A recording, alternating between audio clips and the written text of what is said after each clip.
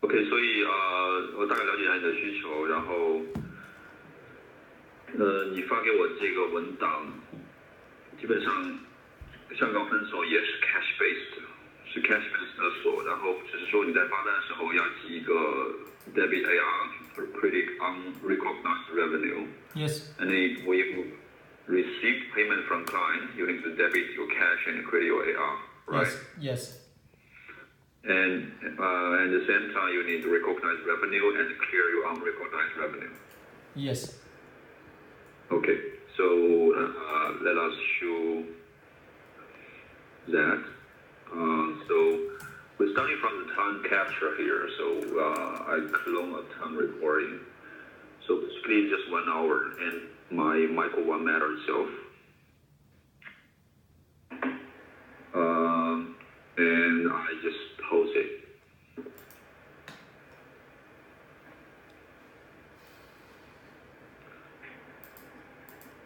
So in the second tab, performer generation.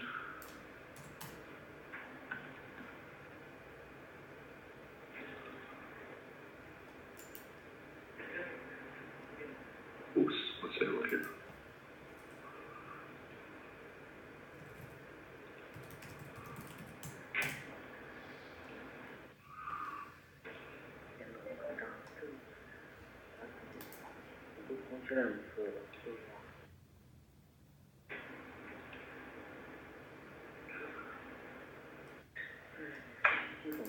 So my Michael performer generation, and I just double check that the matter is this matter. I generate. Oh, there's no data here. Did I post to the correct one? And cancel. Back to here. Michael 1. Correct. What is the date? Today's date. Okay. Try again. So perform a generation.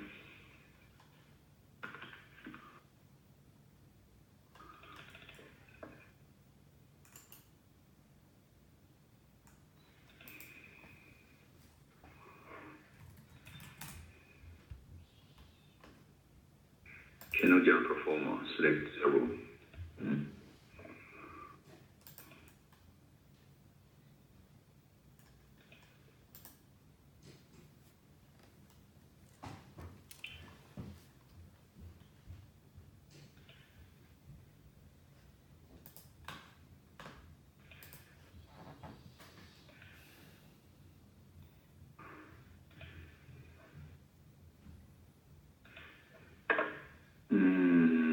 Strange. Let me confirm the report. Why there's nothing? Go to the matter group inquiry.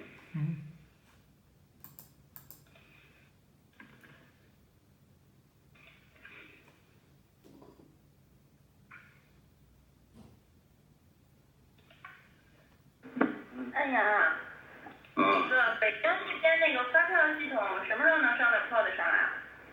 这是要测试啊，你们得花时间去测试啊。测试完了 ，OK， 没问题。不可能，我都没有看到有发票在里面。你们在哪个平台上测试的呀？你们都忘记了吧？能，没问题。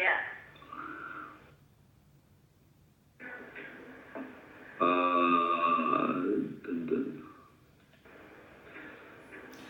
交易，你们想什么时候放上去啊？你们在那个测试平台上已经测完了？就随时就可以发。可能我们要看一下这个先后顺序。如果说你们希望在比如说香港锁之前的话，我们需要把这个发票的模块也同时 apply 到这个 UAT 的这个测试系统上面，你们再去一起测，因为我怕它互相影响，所以肯定是要一个一个上。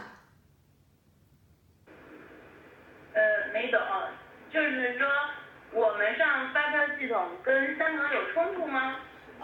不是，就是说因为我们同时上多个功能块嘛，我们怕应该是不会有什么影响。但是我们如果你们需要上的话，我们要把现在的发票给放到香港的 UAT 上去进行测试，然后测试完了之后，就是包括你的发票模块一起进行测试。可是香港它不需要这个跟我们一样的发票系统啊。但是他们没有。对，但是他们最后都跟你们用同样的一个 production， 对吧？他们上线的时候，就是说，如果说你们的发票上线了，他们上线之后的这个整套系统里面是包含这个发票模块的，对吧？虽然它不用，但是也还是包含在里边。对，所以的话我们要，你说。那我们现在要上的话，需要等多久呢？你们现在都测试通过，所有的场景都 OK 了是吗？那这样的话，我们就可以帮你们去移。你们是在哪个？你们是在 UAT 4还是5测的呀？不知道，只有一个 UAT 吧？还有4和5吗？不是，你现在的 UAT 上是没有的，它是在 UAT 4还是5，我记不清了啊。先不说发票，我们先继续说这个吧。刚才我不知道为什么可能是崩溃了以后有问题。So now I retrieve the performance generation. Okay. And I try to generate. So I can generate now. Yeah.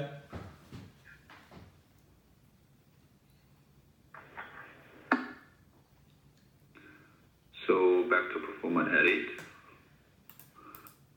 I dig out my generate performer. And it's just a very simple performer with one time clock here, or it is 5. It's more there. Okay, no problem. So anyway, it's billing office is Hong Kong, and you will see it's HKD invoice. So I just build no print, and this has a tax as well. Let me see. It's no tax, it's a fixed fee thing. Yeah, maybe I can exclude that. I don't need that. Yeah. For the EX, that means the exclusive. That means you don't need this item in the pro forma, so you will exclude the item. And in next time when you generate the pro forma with the same matter, it will show in the next invoice. Yeah, for the manipulation like this, those like exclude, include, transfer, those stuff split even or divide. So you can communicate with the power user, the security power user in Beijing. So you can get a refresh training if you have any questions. So I will continue to build no print.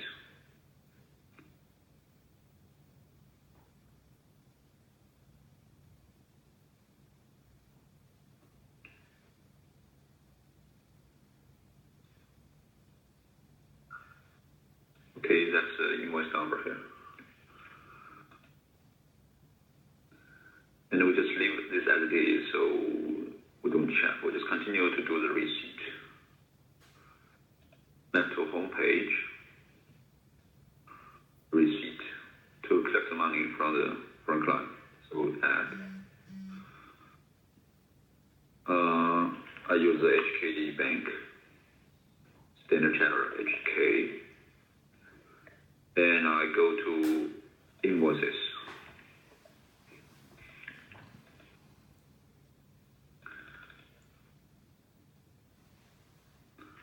So that's my bill.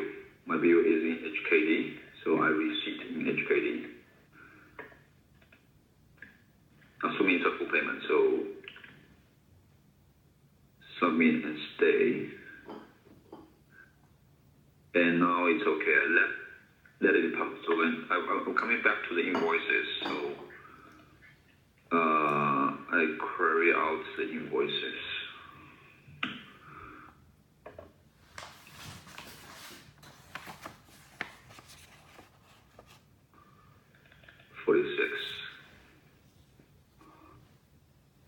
So this is what I just built out, 5 time cards. So where is the posting?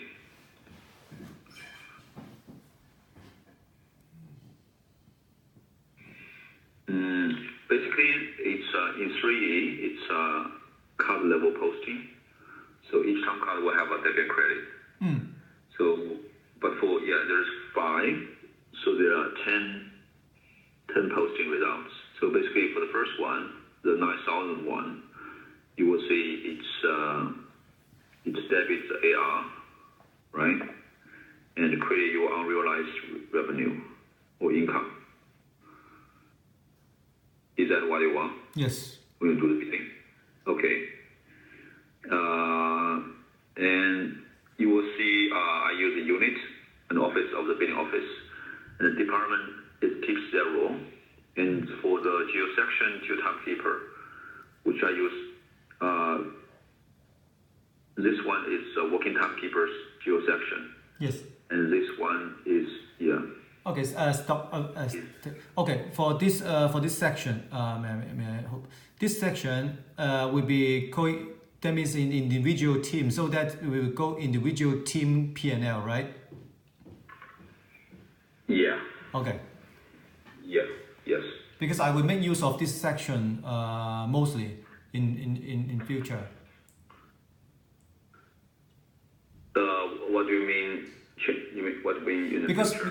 Because in according to the Jingtian requirement that for each in future for each equity partner, they need their own team P&L monthly. So that I need to create some report for the P&L for the equity partner for their team. Okay. Or for you mean equity partner in Hong Kong? Yeah. Okay. Same as Beijing, but they do it in the Jingde accounting program. So I think I can make use by 3E. I hope I can. Yeah, we can discuss this just a little bit later. So because the section can be retrieved from different places. It can be it can be the matter section. Yes. Or Okay. the bidding timekeeper section. They could be the same or different. Okay. For the current setup in 3E, we do not use adding. We use the firm one. I mean the firm section and firm department for the matter. So it must be the bidding timekeeper or supervisor or adding guys section. So we need to decide which one you want, because for matter we have the bidding supervisor and responsible, those 3 main partners. But but in this project we rename it as the equity partner 1, 2, 3. So in this case, you have your equity partner 1, 2, 3. So which guy you want to record this? Oh, okay. You mean record the section 2. So it's just equity partner 1. Make a section or timekeeper, whatever, so that they can. It's just only a control. So I want only something to control that I can distinguish or separate the revenue and also the expenses for each team. Yeah, I mean if I have a matter, which equity partner 1 is Li Dan, equity partner 2 is Liu Na, equity partner 3 is John Smith. So when this happens, so when some guy, maybe Michael, recording a time on this matter, so which section this guy will go? We go to a specific team. So sorry, repeat your question.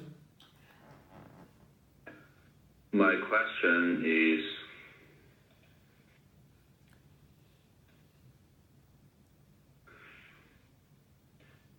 in the matter we have equity partner 1, 2, 3, right?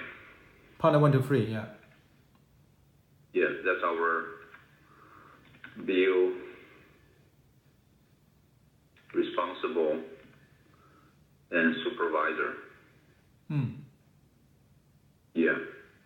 And each one is a partner, and each one has a different section.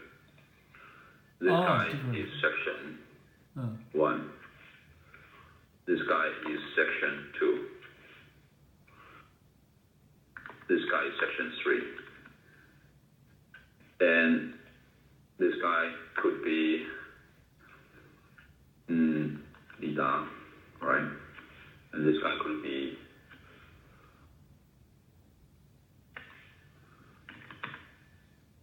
Samuel. Yes. This guy could be Yuna. Okay. And Li Da is an equity partner, so his team, his section is Li Da. And Samuel maybe work for another partner, John Smith. And Yuna maybe works for another guy called Terry. Okay. Okay. Now I'm the guy called Michael. Yes. I belong to, for example, Zhao Yi's team, if she's a partner, Yeah.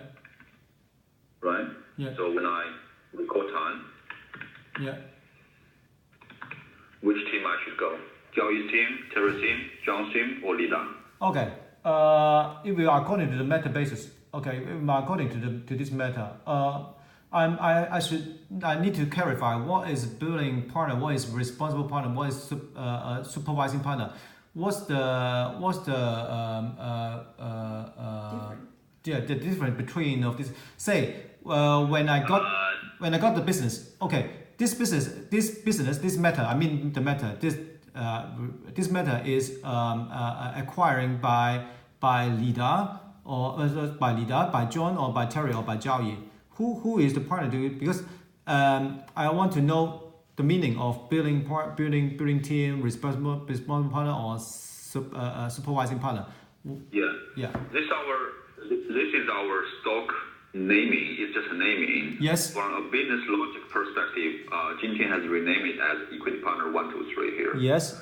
So actually, here is your equity partner 1.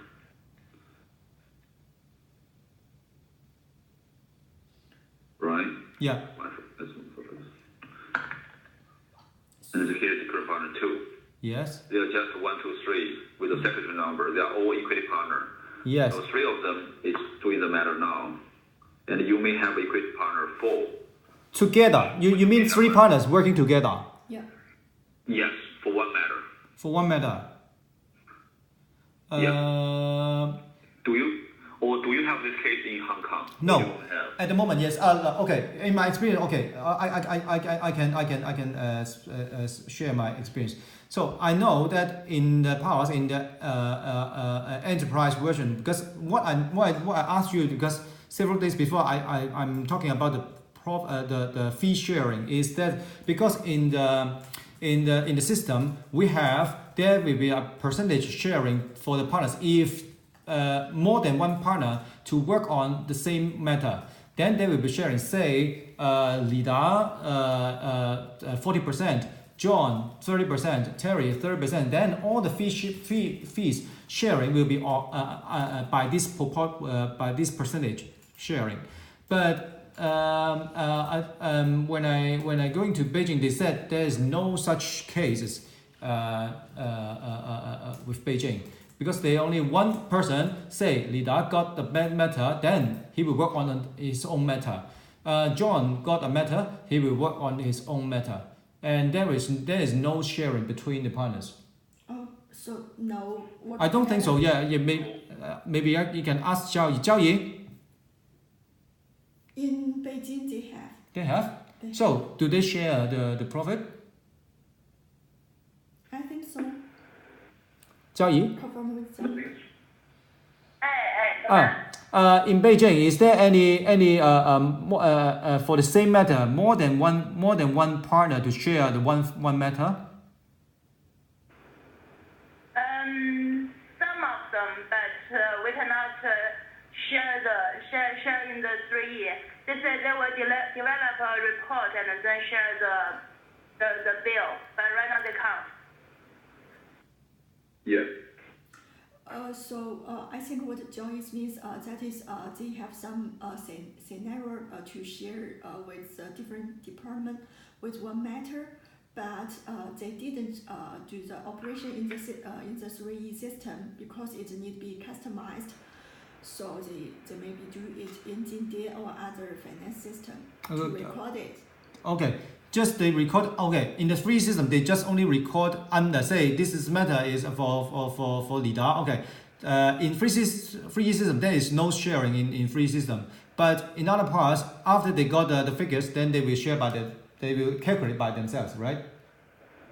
We have the sharing, but it's not what you can use. And I'm trying to compare how does Hong Kong use your to define your profit sharing, because in China mainland, maybe for each client they have defined a sharing, and maybe for macro level they have a sharing. Maybe per invoice or per receipt they have a different sharing. And even for the same client, same matter, but different invoice or even different receipt, they have different sharing. I know. Yeah, no. You can define the sharing on different basis. So for the method you can share it, or for this file, or for the client basis, or for the method, because maybe a client they have several methods, maybe 10 methods. Each method have different sharing. Yeah, I know that. Different basis. Sorry, I think in the Beijing scenario, that is not have different sharing based on matter. They have different sharing based on the receipts. On the receipts. Yeah. For all receipts. They have they could have the same. Sorry, they could have the same sharing method, but they could have the same time as Luna mentioned about they have override. So they say they define 60% LIDA, 40% Samuel. But for this receipt, they say, okay, 50-50. So we share them half. You share the half of the profit, and LIDA share the half. And next receipt, they say 90, and you only got 10. And for the next receipt, they say there is a 25 to 75. So it depends on receipt. But that's for this case. Maybe for other cases of this matter, they define the sharing by amount. So they say no matter how much of it LIDA shares the 1 million, and rest is all Samuels. Or it could be percent plus amount. So why this is so complicated? It's very flexible. It's per transaction sharing. Yeah, that is. I think it makes. I don't think we copy this. I don't think we will happen in Hong Kong. So basically, okay. Can you describe me? Okay, first of all, the billing responsible and the supervising. What's the function of these three different characters of these three positions? These are just you can understand it's equity partner 1, 2, 3 because we define the system as this meaning.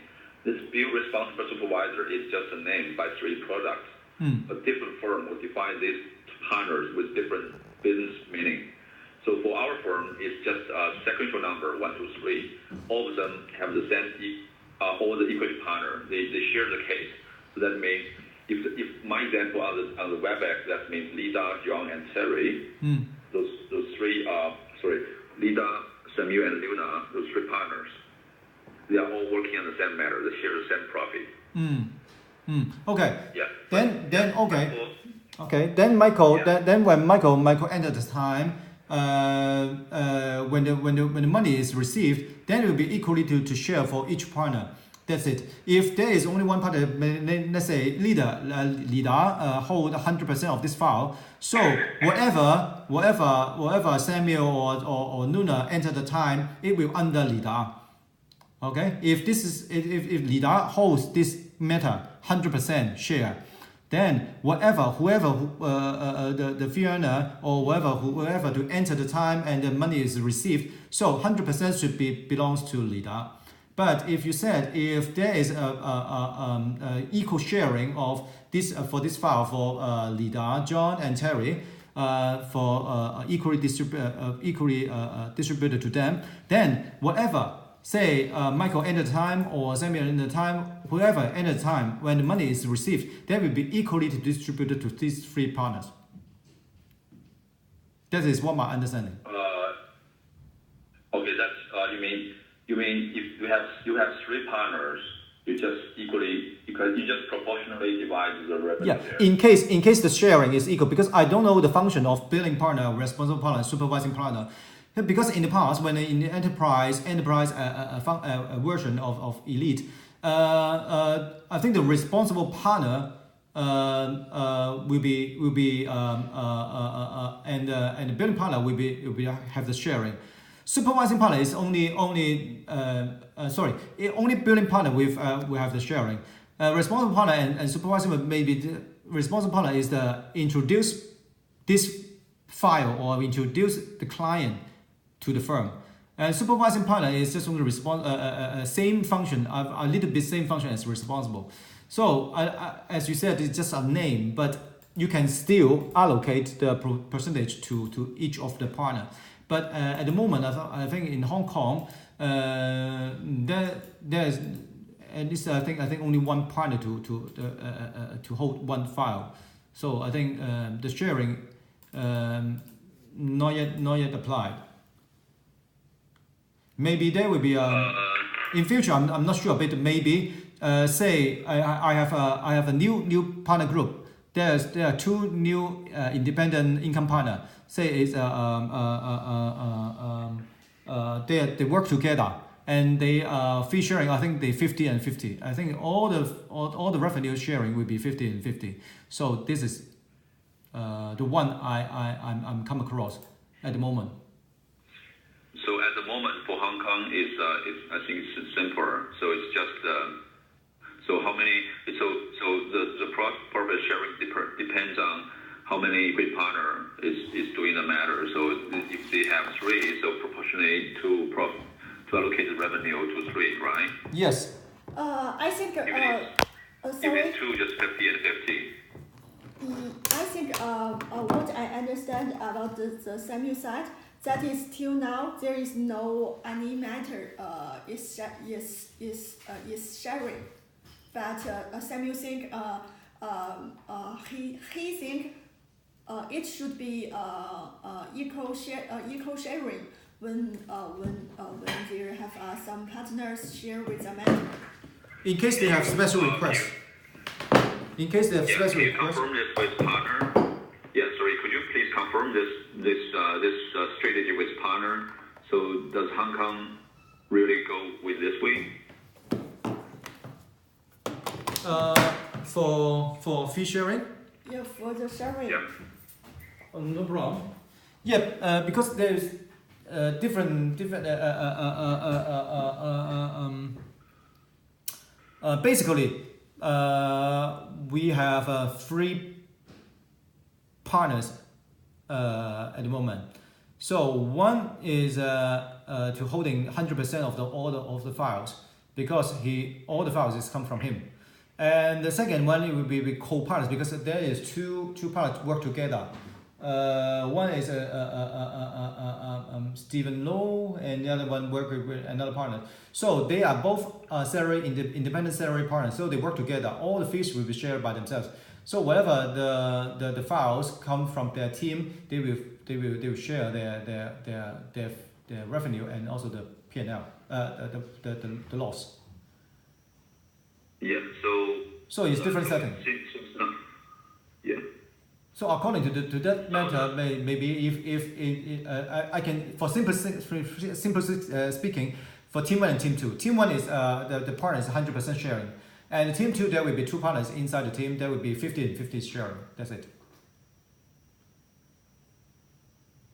So are you saying it's a proportionally sharing? Yeah. Or it's every matter we have you need the Proportionally, according to their desire. If they want the files is to share in by certain percentage, then we should apply to that file. If not, then it should be 100% for them. Yeah, my question here is do you need a place to define your ratio of your sharing? Yes. Or it's simple as a proportionally sharing every time? I think default is 100%. You have some space default for the meta for the fee sharing for the meta is basically default 100% for the partner. In case there will be a share, say in case there is a file more than one partner work on this file, then I have to define the percentage for the fee sharing. I think there is a function of that, right? Sorry, I didn't actually understand you because a little truncated here, the voice. Yeah. I'm trying to confirm that you indeed need a place to define the ratio of the percentage. So it's different every time, or different matter has a different ratio of sharing, right? I think the ratio is basically is 100%. No need to define, but until there's instruction by the partner. Yeah. So, Yeah, I need to understand the until. So there's an exception, right? So by default it's 50-50, but certain time or matter, partners say, oh, this time we just 70 and 30, and next time maybe a different client with 20-80. So there's a way. Yes. You need the flexibility to define your sharing ratio, right? Yes. Okay. yeah. So. So this will. Sorry. Yeah, sorry. I just to. So this. Sorry, Michael. For the interrupting, I just said to Samuel. I can introduce the background about why the Beijing office that is have the different rate or different percentage for the sharing. That is sometimes you are a partner and I am a partner. So we work together, correct? And we both agreed half percentage for the sharing. And after that, maybe 3 months ago, maybe 3 months later, I would left, or I have very important things need to do. I would quit. I don't want to share anything, and I will not do anything in the future. So if in this case, so they would change the percentage. So I'm not sure if Hong Kong have the similar situation or have some exceptions for the percentage sharing. Okay. We cannot imagine that some partners maybe resign or whatever. Yeah. So I think it can be changed. It will change because nobody knows the future. But I think there will be a time, the date which the status change. I think, and also the calculation should be according to the time changes. What you enter the inputting time, inputting date. Say today is 15th of November, so we set up a sharing ratio, and then at the end, so there will be a date recorded on this ratio is set up at November 15, or since. Because we can set up the date, so it is since 1st of January 2018. So at the date of January 1st of 2019, there will be some changes. Maybe one more partner is added into the file, or maybe one partner is quit from the matter. Then we have to change the percentage. The all calculation should be according to the input date. Not the input date, maybe the date what we input to the system, so that when the calculation will be according to that period for different calculation. If the calculation before the date change, so it should be according to the old percentage sharing. But for the calculation after the new sharing, then should be according to the new rate. Is it reasonable?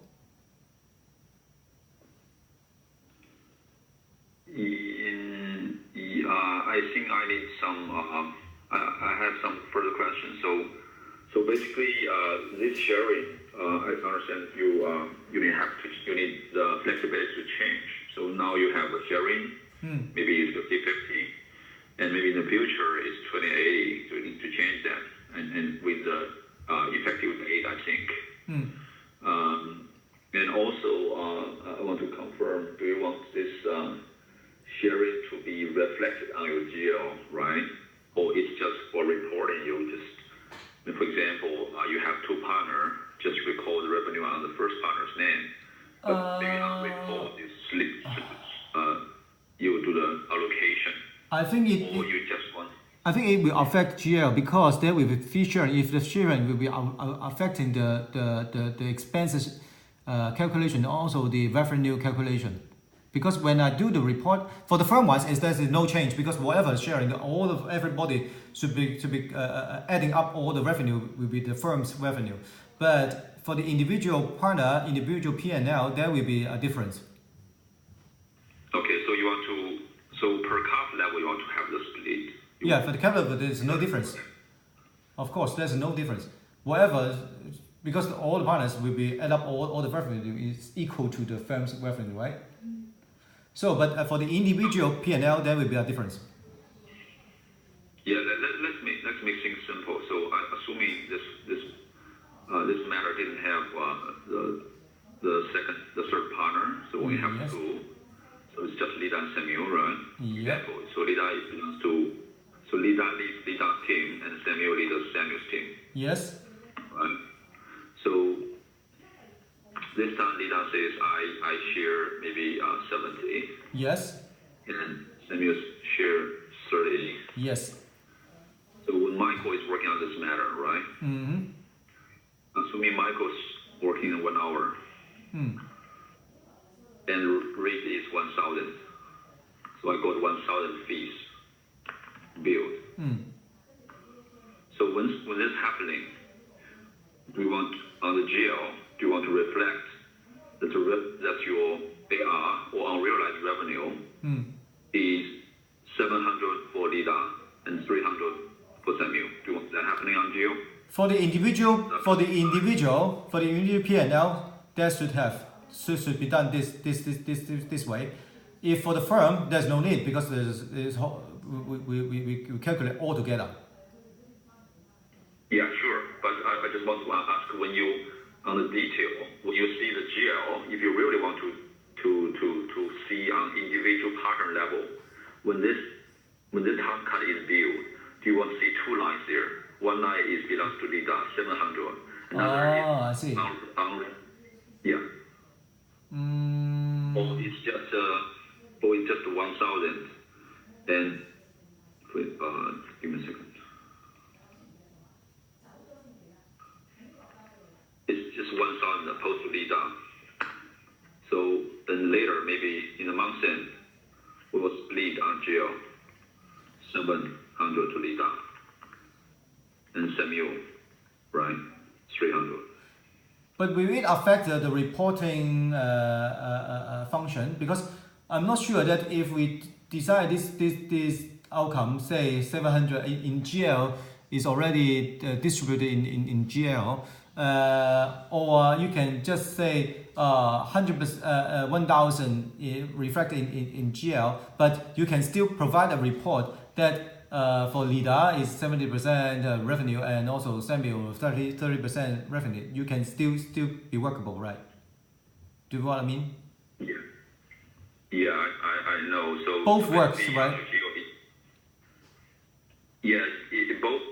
Technically, I think both work for now, but using some considerations is the report, I think.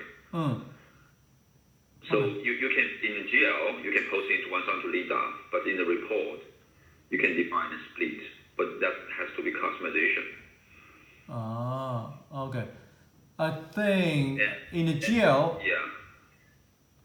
But if you post into the GL with the ratio, so when you for each time card you want to split out, it will be different, I think. But I will do some investigation. I think that's. Is when your posting happens, do you want to directly to split to 700, 300 on the GL? I think if you said if the reporting when we do the individual report, you can split these things, then I have no other comments on the GL because whatever it is, because I for the GL for the main management report it's just for the firm wise, but for the individual there is a split individual report. So if you said it is workable on the reporting, then I don't care. Well, in GL there is a split or not. Do you know what I mean? Yeah. Okay. I think there is no need. I know. I said can I control this? I think there's this part.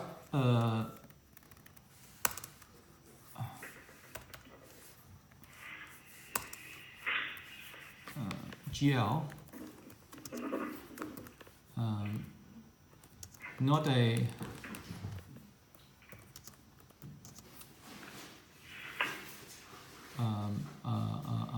not a must, but for reporting,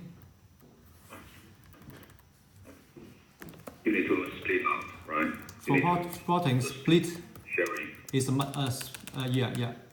sharing Okay. is a must. Okay. Okay. Yeah. Let me take some note as well.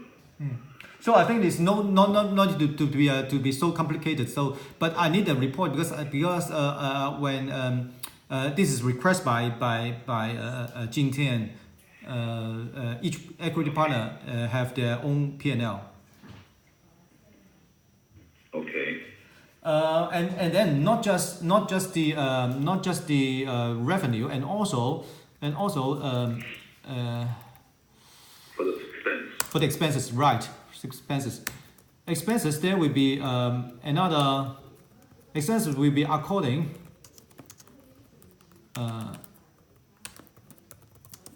to certain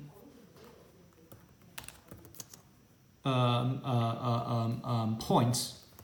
They say called points. Say because they have several different calculations. Say they have a room and they have some space according to the spaces. Okay, according to the spaces used. So this is certain points will be according to this calculation that will be different. Say if there's two. So for simple calculation. So for this first matter, LIDAR maybe 7%, but in the expense we will hold 30 points. Yeah. And also on. Yeah. okay, then let me explain. I'm not sure that I will explain it more clear. And expense, Samuel is 10 points, because no need to adding 100%. Adding up is not a percentage, but is 10 points. Oh, okay, the whole firm. This firm is only two partners. One is LIDAR, one is Samuel. So this firm wise, the firm together, the whole firm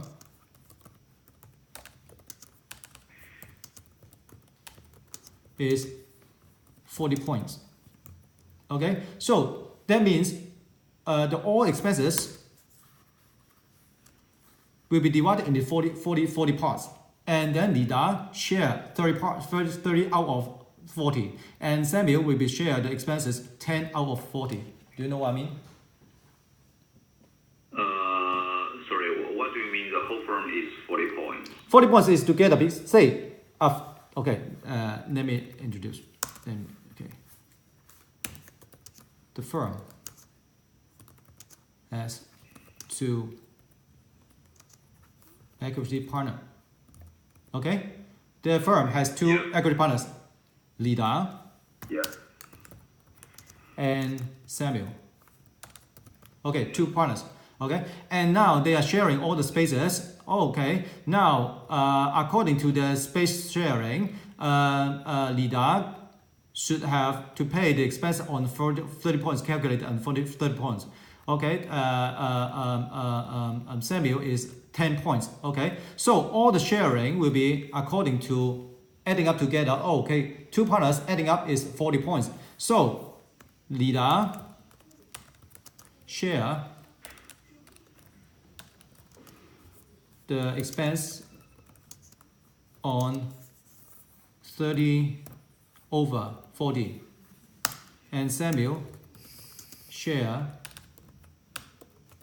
the expense on 10 over 30. That's it. So this one, you mean the expense based on matter or based on Not a matter, based on so expense is okay. Sorry, is not a matter. Expense. Okay. Okay.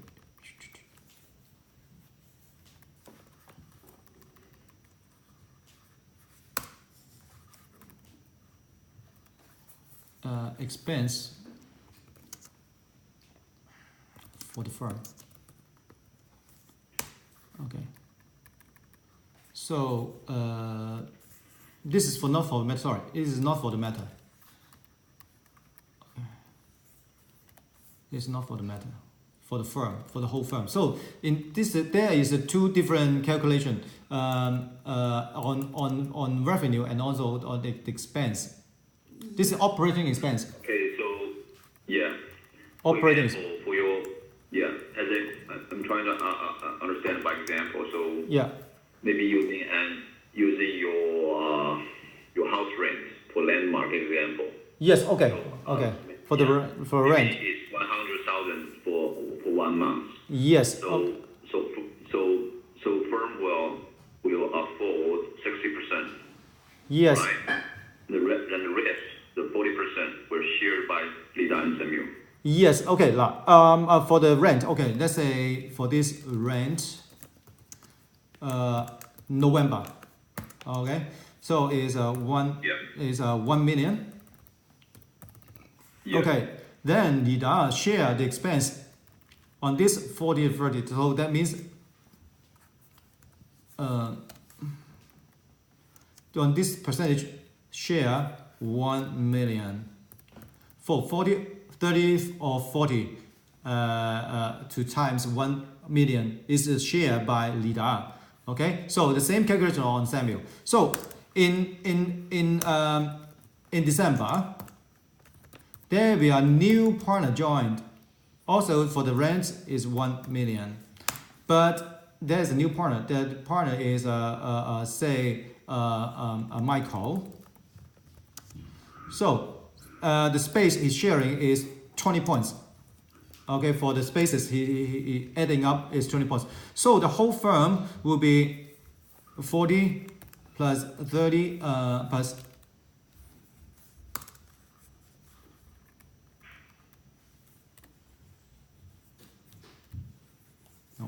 backspace plus 10. Lida is 30, Samuel is 10, and Michael is 20. Okay, so total unit for the firm is 60, right? Yeah. Okay, firm for the whole firm. Then that we're sharing is Lida is 30 over 60, and then Samuel. Oh, I see what you mean. So it's not 100%. It's just your way to define the ratio. Yes. Yes. So it's that partner's weight on this. Right. You're right. The weight. Well, yes. You're right. Michael, AEL is 20 of 60. That's it. Okay, I understand. So this is for operating expense. For the meta expense will be according to the sharing to the sharing of that one. According to meta. But operation is different calculation for the weighting. Yeah. Yeah. Yeah. So what your real business case is, maybe your rent, your house rent, and maybe your utility, like your electricity, right? Will be shared. Well, you do this monthly or quarterly? Monthly. Monthly, okay. So that's why I told you that I will using more function about the section maybe or the timetable, because according to timetable I can distinguish according to the timetable or according to the section or according to not department, according to the section, so that I recognize the expenses is for that team. If that is the specific team, that means the 100% share by that team. But let's say if the operation, because there will be a direct expense for the team. Say the salary of that team. Say under Lida, there will be 2 lawyers under his team. So all the salary under Lida, so is 100% paid by his own team. But for the general operating, say the rent is a share by all partners. So that there will be according to a certain weighting, so that to for the weighting calculation. But for the direct expense, Direct expense means their own expense, say according to the team. Say for all the salary, for all the training, for all such expenses, will be direct expense will be calculated under his team, 100% shared by their team. For other operating, will be shared by the weighting. Okay, so as a house rent as example, so when you do the split and allocation here, and you want to this to be reflected on GL, right? When you do reporting, you want to see data based on the ratio 30/60 and how many house rents that this guy will afford this month, right? Yes. So let me more elaborate further. Say the rent. Say I'm not sure that the GL code, something like that. Okay, let's say the rent is 1, 2, 3, 4, 5, 6. Okay, and then it's 16. Yeah. 16. And then 0, 0, and then 1, 2, 3, 4, 5, 6, and then 1, 2, 3. Okay, for this is firm-wise, so that will be according to weighting. Okay, for the specific, say Lida's section, okay. Yeah, I understand. The section that I will change the section. Also, the calculation will be according to the section. Then they will using the points, using the weighting to calculate. Using the okay, let me type one more. Okay, it's the section of Lida is 99999969. Okay, so when I type the GL of that team, say the salary under Lida team, so the salary will be 1, 2, 3, 4, 5, 6. Okay, this is GL. Yeah. Okay, so 1, 2, 3, 4, 5, 6, and then 16, 0, 0. Maybe it's 0, 0. No, 0, 10 is a cap mark, and then this is 1, 2, 3, 4, 5, 6, and then 1, and then 0, 0, 0, 0, 0. Okay. Then you are if you see the 999, that is 100% of this salary will be charged to Lida's team. So is it make sense? Okay, it makes sense. So no matter the salary or house rent, so for your finance team, you will do a voucher direct deal to pay, right? To pay Lida or pay the landmark. Yes. And then internally, you need a way to do the allocation based on either its weighting or the percentage to split to allocate to each individual lines, right? Okay, I see. So yeah, I think 3 can do this. But I did not set up in the UAT. Trying give me some time. Maybe I think next week I will set up an example for you. For this allocation on your expense, but for your revenue, I will think about it. Yeah, I will do some offline investigation on your fixed revenue. I roughly understand. So end of the story, you need anything on the report, right? So I think the report can reflect. Maybe when the firm growth, maybe I'm not sure that because some for my experience, the managing partner maybe they will according to say you will see that there is a department here. So is the cap mark is 10, the litigation will be 30, the department is 30. Then the managing partner may know that what's the revenue or what's the profit for the certain department, so that they will according to this department code, then he can generate a management report for that department, so that they know that the capital market department generated a certain profit, and for litigation he will know that how much profit do you generate by the litigation department, so that they will know that according to different department codes, so that they can get the figures. Is it workable? All right. I think so. Yeah. Yeah, I think the report can reflect that because it's already it's just into detail. Okay, it's just only distribution from the different department from the coding, right? From different one? From different coding. From different, you mean from different book? From different code. From different segment of the GL. Yeah. From different okay. Yeah. Segment. Yeah. You can report. Yeah.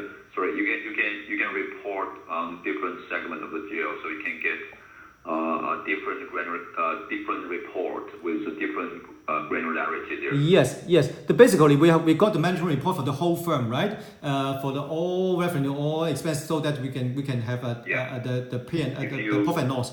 And for the next level will be the departmental level. Departmental level will be according to this part, to this.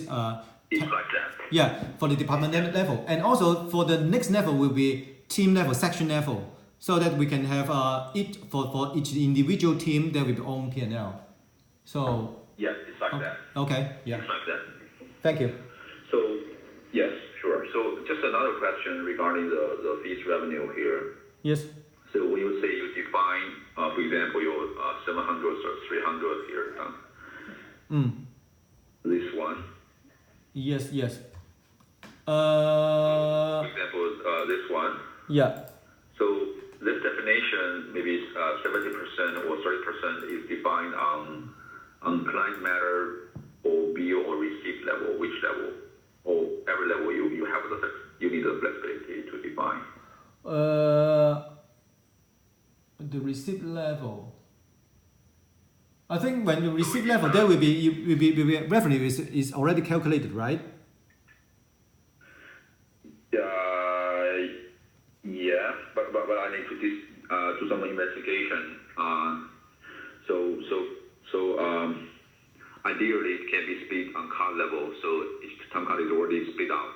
So just reporting directly.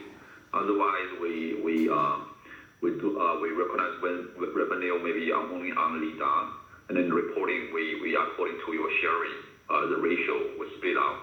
We split to LIDA and SMU. 70% and 30%.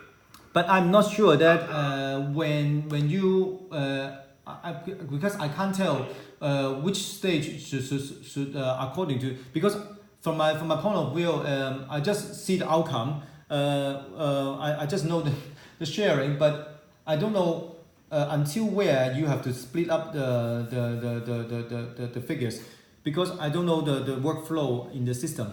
I just know that because if you think it is easy to work out. Yeah. Okay, you said. Sorry. So maybe I'll give you an example so you can understand the question better. So yes. For example, you have a client called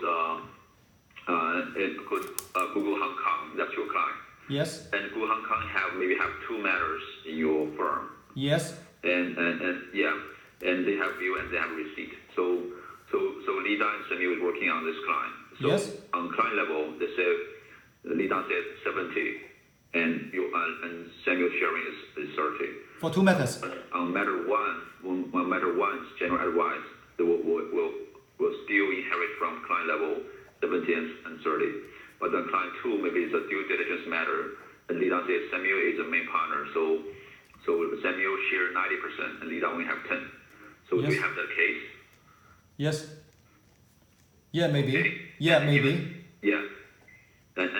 And even on the matter, the second matter, then LIDA says I only share 10, and SMU share most of the part is 90. Yes. So maybe for the first invoice, but maybe for the 10th invoice, LIDA says I did a lot of work, so we get 50 and 50 sharing. Do you agree? And do you have that case as well? Sorry, pardon?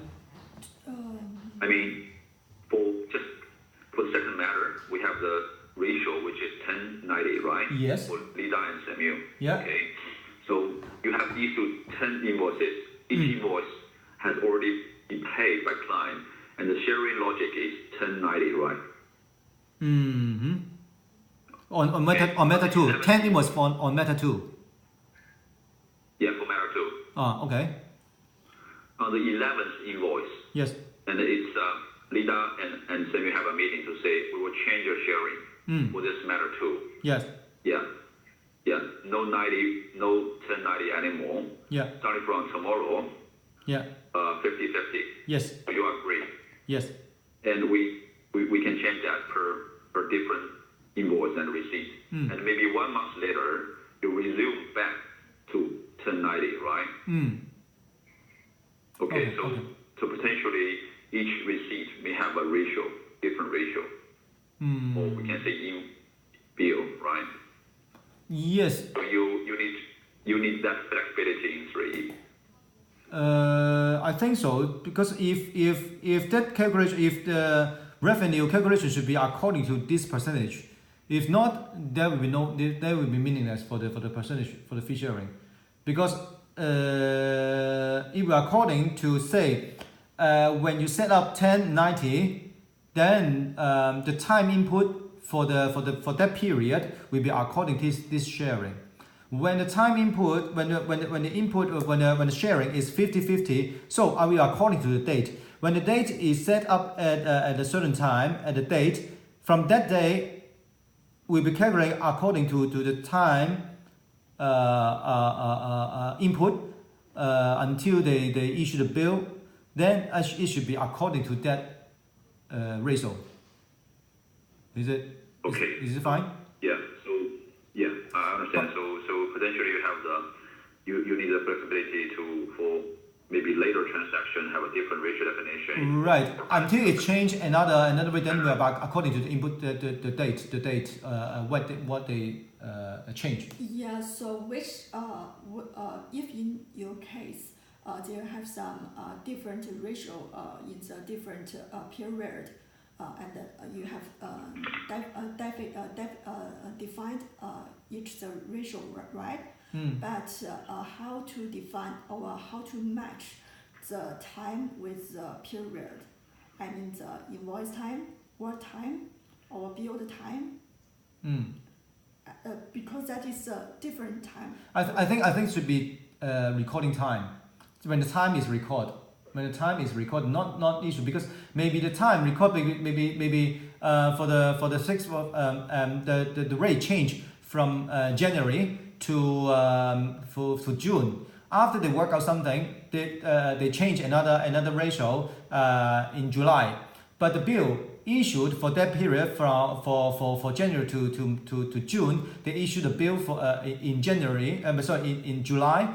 Then the bill should be according to the time recorded, the date of time recorded. Yeah, so Michael, just like Samuel said, that is not just based on the invoice or on the receipt. That is based on the work time. So if so, maybe there is a fixed fee or something. How to define it? What is fixed fee? You mean on work time is you have a period defined ratio? Okay, of course, yeah. I think actually the is not probably happen. Something like that is complicated occasion. But I think I don't think. Yes, so I think maybe we can just leave it there, and maybe you can communicate with your partner, and you can have some discussion and to get a final rule. Because I think because it is not the case happen now, because we have a team, we have one team, Stella and Stephen, both work together. They are the independent salary partner. They work together, and I have discussed with them. They said all the things. They share all the revenue. They share all the expenses, and they share all the P&L together, half for themselves. So I will just only issue one P&L to them, not two P&L, because they are in the one team, but co-partnership. They're two partners in one team, so that everything to go there, maybe or you maybe I can ask them, maybe in future the invoices, whatever the name is under Stella or whatever under Stephen, they can calculate 100% together in the same team.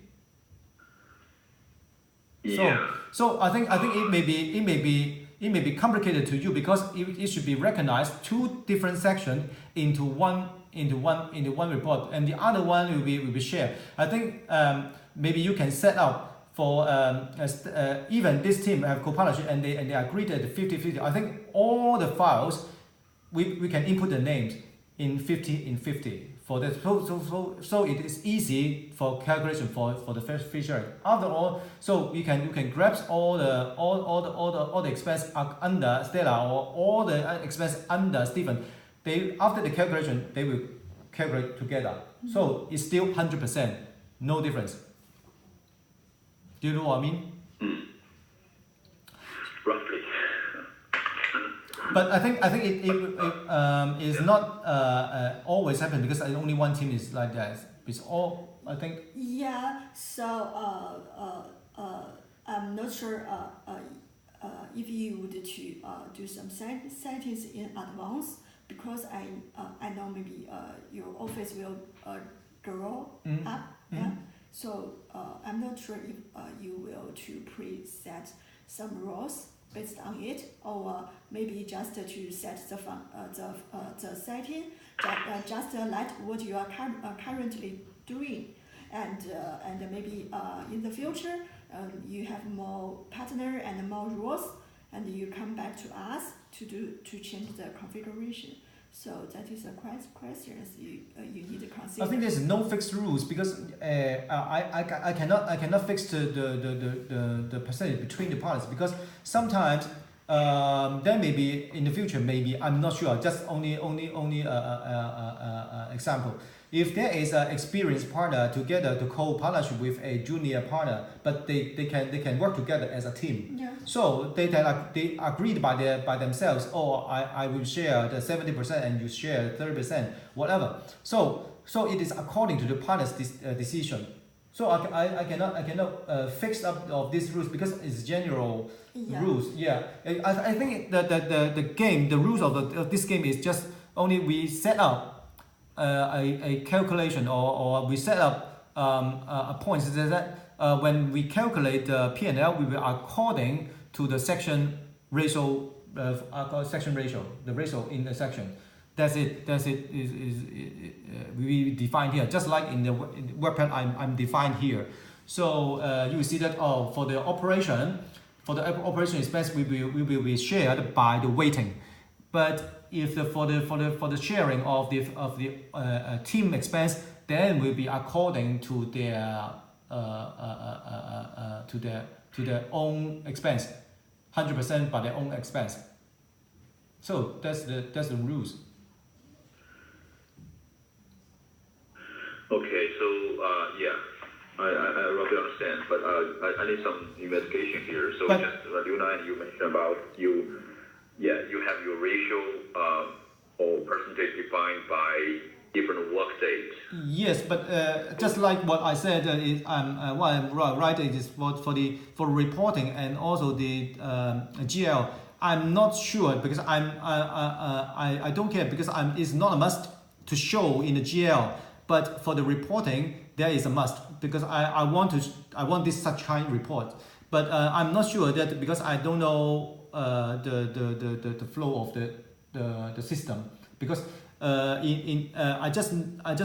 can say that I'm not stick to insist to show in the GL there's a 70% in NIDA, 30% to semi. There's not not a must. If you not affected in GL, how to yes, if you say that it is a must to show in the GL too, and then you can generate report in the sharing outcome. Then let's go ahead. Let's do it. You should do it in the GL. If you said there's no need to show in the GL, then no problem. I have no comment on this. If you think that the GL should be shared in the GL already to get a certain report, then please break it up. Yeah. Yeah. So I still want to double confirm the ratio we just said. You mentioned about now the date comes to play. So basically, as my example before, I have a client, right? I have to maybe 70% is beta and 30% is semi, right? Yes. So I have a matter 1 and a matter 2. So matter one, you may just keep this as it is. So Same, yeah. there's no definition. So it's sharing. Let's use this formula. But matter two, I change it, right? 1090, right? Yeah. Mm-hmm. Maybe 50-50. 50-50, okay. Right. Yes. Or maybe 60-40. Yes. So for the matter two, the invoice 2-1. So it's use this, right? Use 60-40.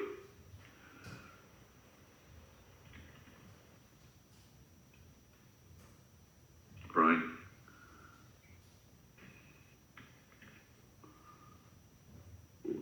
Change. So. Right. Or we can say it's invoice/receipt.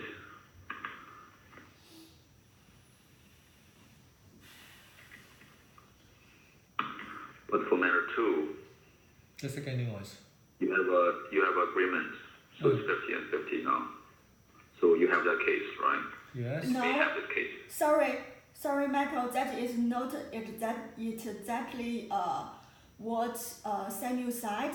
Samuel said they would to separate the work based on the work date, but for the second invoice, second receipt, yeah,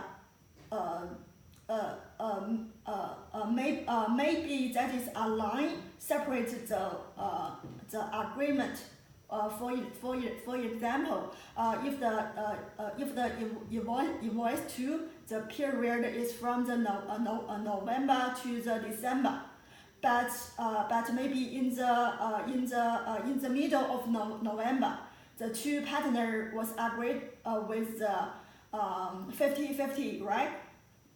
If in this case, maybe maybe from the first day of November to the middle of November, that is still use the percentage 16-14, right? And after that, they will use 50-50. So that is not just separated based on the different invoice. Right? Okay, so you seems more complex here. So you mean even in the same receipt, because your time card is recorded in a different time period. So actually, if you have a 7:30, maybe that's your November definition, right? Right? Yes. Okay.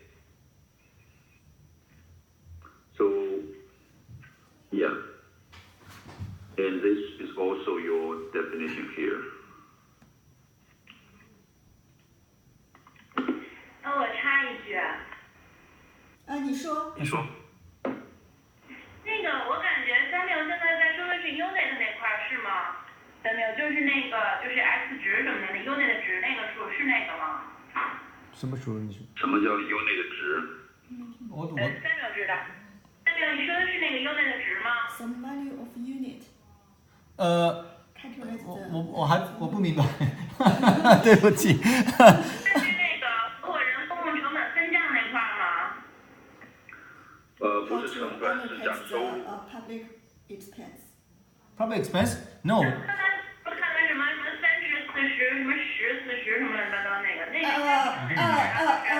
对，Samuel。分账一个 x 值。对 ，Samuel 大概介绍了一下你刚才说的那个 public 的那个值，但是现在我们讨论的是 based on matter， 他们怎么样去 share 他们的这个 revenue。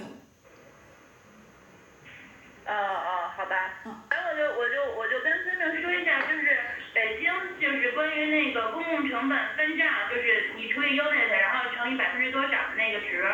北京是1年做一次，不是每月做，所以我不知道你这边是不是需要每月都做。是吗？这个公共是哪？你再说一遍嘛，好不好 ？House renting and the house. 就是说，刚才说什么 rent 呀，什么 utility 那些，然后什么 60 tons 那个，就那一块是所以你那边的做法，你看是怎么做？So for some public expense, such as house running, Beijing office will do once per year. Per year. Yeah, not per month. OK，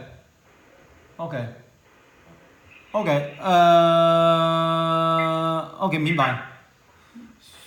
但是有OK，Michael, is there any difference for calculate for yearly, annually, or for the monthly? I think setting will be there. Then I think there's no difference for the annual or monthly, right? Yeah, no, I think that should have some difference. Yeah, just like you said, maybe Michael come in office from June. But if you calculate per year, that is different. Also, Michael occupy 20 points, but that is not just occupy. OK， 交易。虽然你说所有的公共成本都是一年计算一次，但是我知道我说理解就是当在一年里面可能有 partner join， 可能有 partner离开，对不对？对吗？所以每一个 partner 所占用的 points 都是根据他们的使用的日子。For example， 就是partner A，partner A， 我们有3个 partner，partner A，partner A，partner B，partner C， 他们一起在公司由1月1号开始工作，但是到6月30号以后partner C resign，so。从这个7月1号以后到这个12月31号，就是只有2个 partner， 对不对？但是它的公共成本就是有计算，有1月1号计算到6月30号的时候，是用3个 partner 的公共成本的分担，是他们3个分担。但是从7月1号到12月31号的时候，就是2个 partner 分担，对不对？就是这样子，就我们在计算的时候都是每一天都在计算的，对不对啊？是不是？所以他们的这个 weighting 就是 according to the date， 对不对？对啊，无论你说是一年计算一次还是1个月，都是一样的。10年计算一次都是一样，因为他们计算的是根据每一个 date。但是如果也是计算一次的话，就是 according to the date to the last day of the year。所以如果在12月31号的时候只有2个 partner， 所以公共成本就是只有2个 partner 的 share， 这是不公平吗？根据你们的 setting 就是这样子不公平。就是我们需要做的是每一天都是计算的。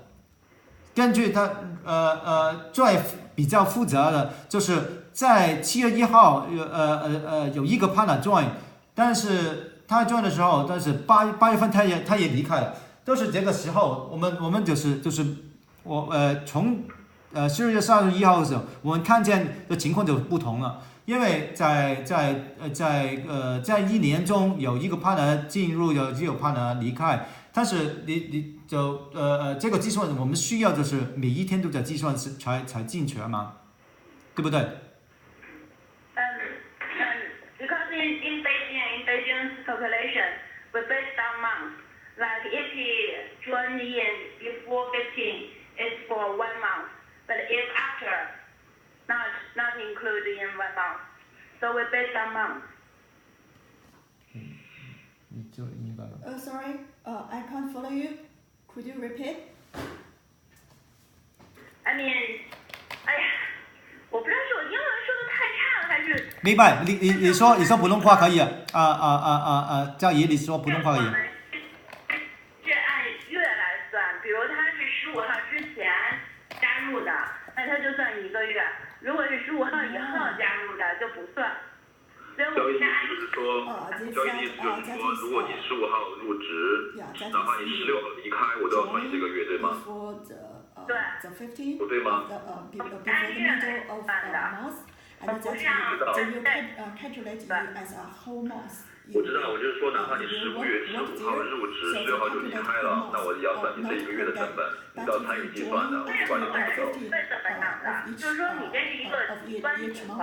and that and the 如果真的是这 whole 种 month 情况， when 也是 that's 算你一个月， calculate, you 它 will 是 be 分 doing 担 from 这 the 12 next 12 month. Next month. Yeah, so 个月 there 的。 is 我 a 我 line in 啊， the 我这么 middle 说吧， of 如果这个 each 合伙人来 month. 了2个月零1天， So when the partner joined from the first of August, and then and then he left in the 15th. 2个月。 So what 那 was 这样人工参与成本很大。 Yeah, so if in this case, that is 只 only 有偏小于 so he there's no need to calculate 小于for 15 him 天， for the 大 August 于 because he 15天，但 joined 是等于15天就 before 算你不 15. 算。对吧？你还是有这个小的逻辑在里面。 so in the August, the whole day will calculate the weight for the filmer. Yeah. Okay, may I repeat once? Jiao Yi, may I repeat once? You said when the partner joined before 15, then we will calculate for a whole month for sharing for that month, for the whole month. If he joined after 15, says he joined on 16th or 17th, then that month he will not be shared for that month. After OR. Sorry? After OR. After OR. What do you mean? I mean that is after the 15. After 15. After 15, right? Of each month. So that include 15. Yes. Okay, so when he joined on 15th, then it will be calculated for the whole month. Yeah. Is it? Okay. If he joined, this is for the joining. Okay, when a partner leave the company on 14th of August, Yeah. is there any share on that on August? No. No need. But that's Beijing August calculation. I'm not sure about the Hong Kong. Okay, I think we should if using the same rules because at least I understand what's the rules of Beijing first. Maybe I can ask Elaine and Nick to decide the rules for Hong Kong. But at least I know what the rules of Beijing use. So Yeah. before say when the partner joined before 15, say from the first to the 14th of that month, then he should there's no need for the sharing of that month, right? If he joined on 15, start from 15, so No. If he joined in 1st to 15, he need to calculate for 1 month. If after 15, like 16 and forward, there's no need to calculate. then no need to. Okay, how about when he leave the company? That means he leave the company, he resign. So that means also 15 is the date of milestone. So when he leave before 15, then there's no need to calculate for that month, right? Yeah, that's right. Okay, when he left the firm on 15, then the whole month should be calculated. Yes. Okay.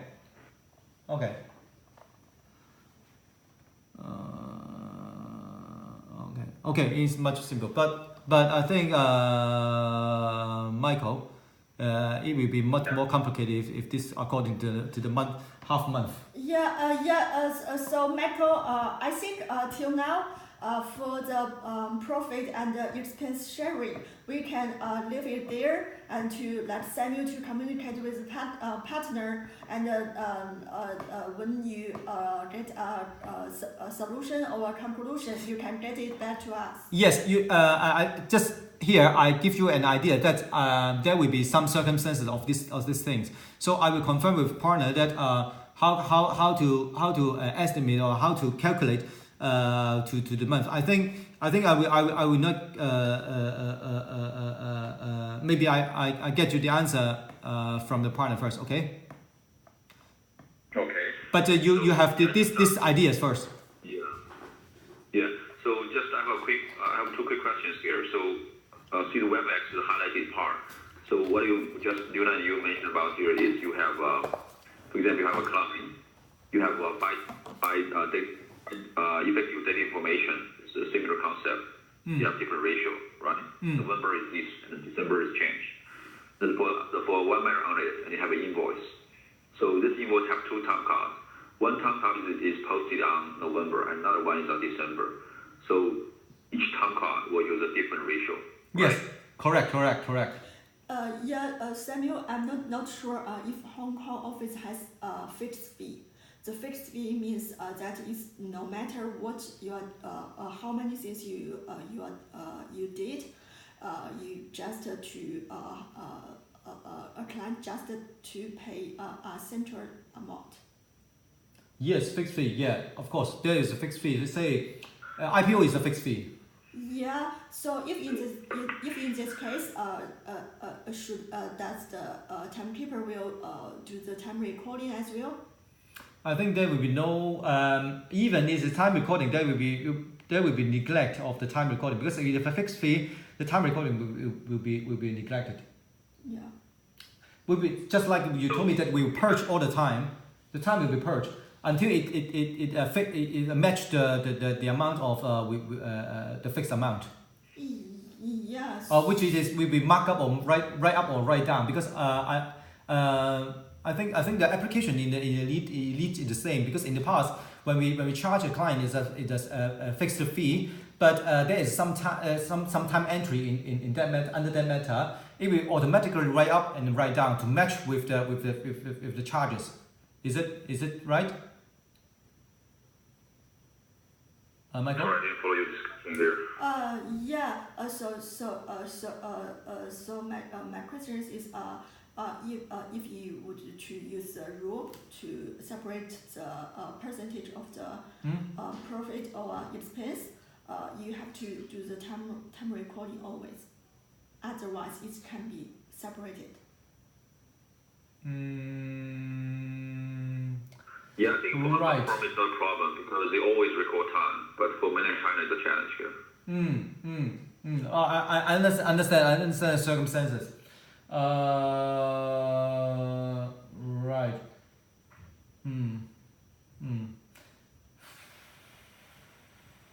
I hope this won't be happened because I think the fee sharing will not be happen all the time.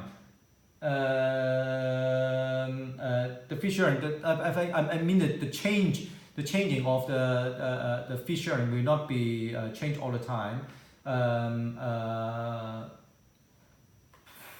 Time recording. Okay, yeah, okay. I think according to the time card is no problem, because when you charge the fixed fee, let's say, may I type on this WordPad? Okay, so in here,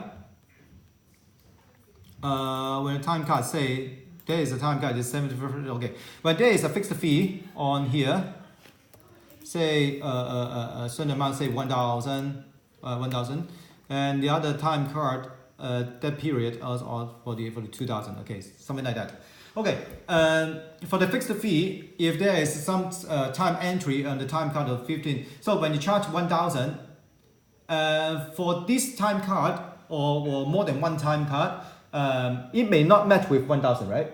It may not, or is issue and receipt. Let's say, it may not be matching with 1,000, but the system should be automatically calculate to write up or write down to match this 1,000, right? Michael, is it okay? No. No. The answer is no, because the stock feature can do that, but we don't use that. Oh. We don't use that. We use charge. Oh. We simply use the chart to represent that. But that's a problem here. I think if you want to capture the profit here, it will be a problem. We don't automatically to write up or write down, because it's an extra charge be entered in the system. Oh, okay. So there is a time. Okay.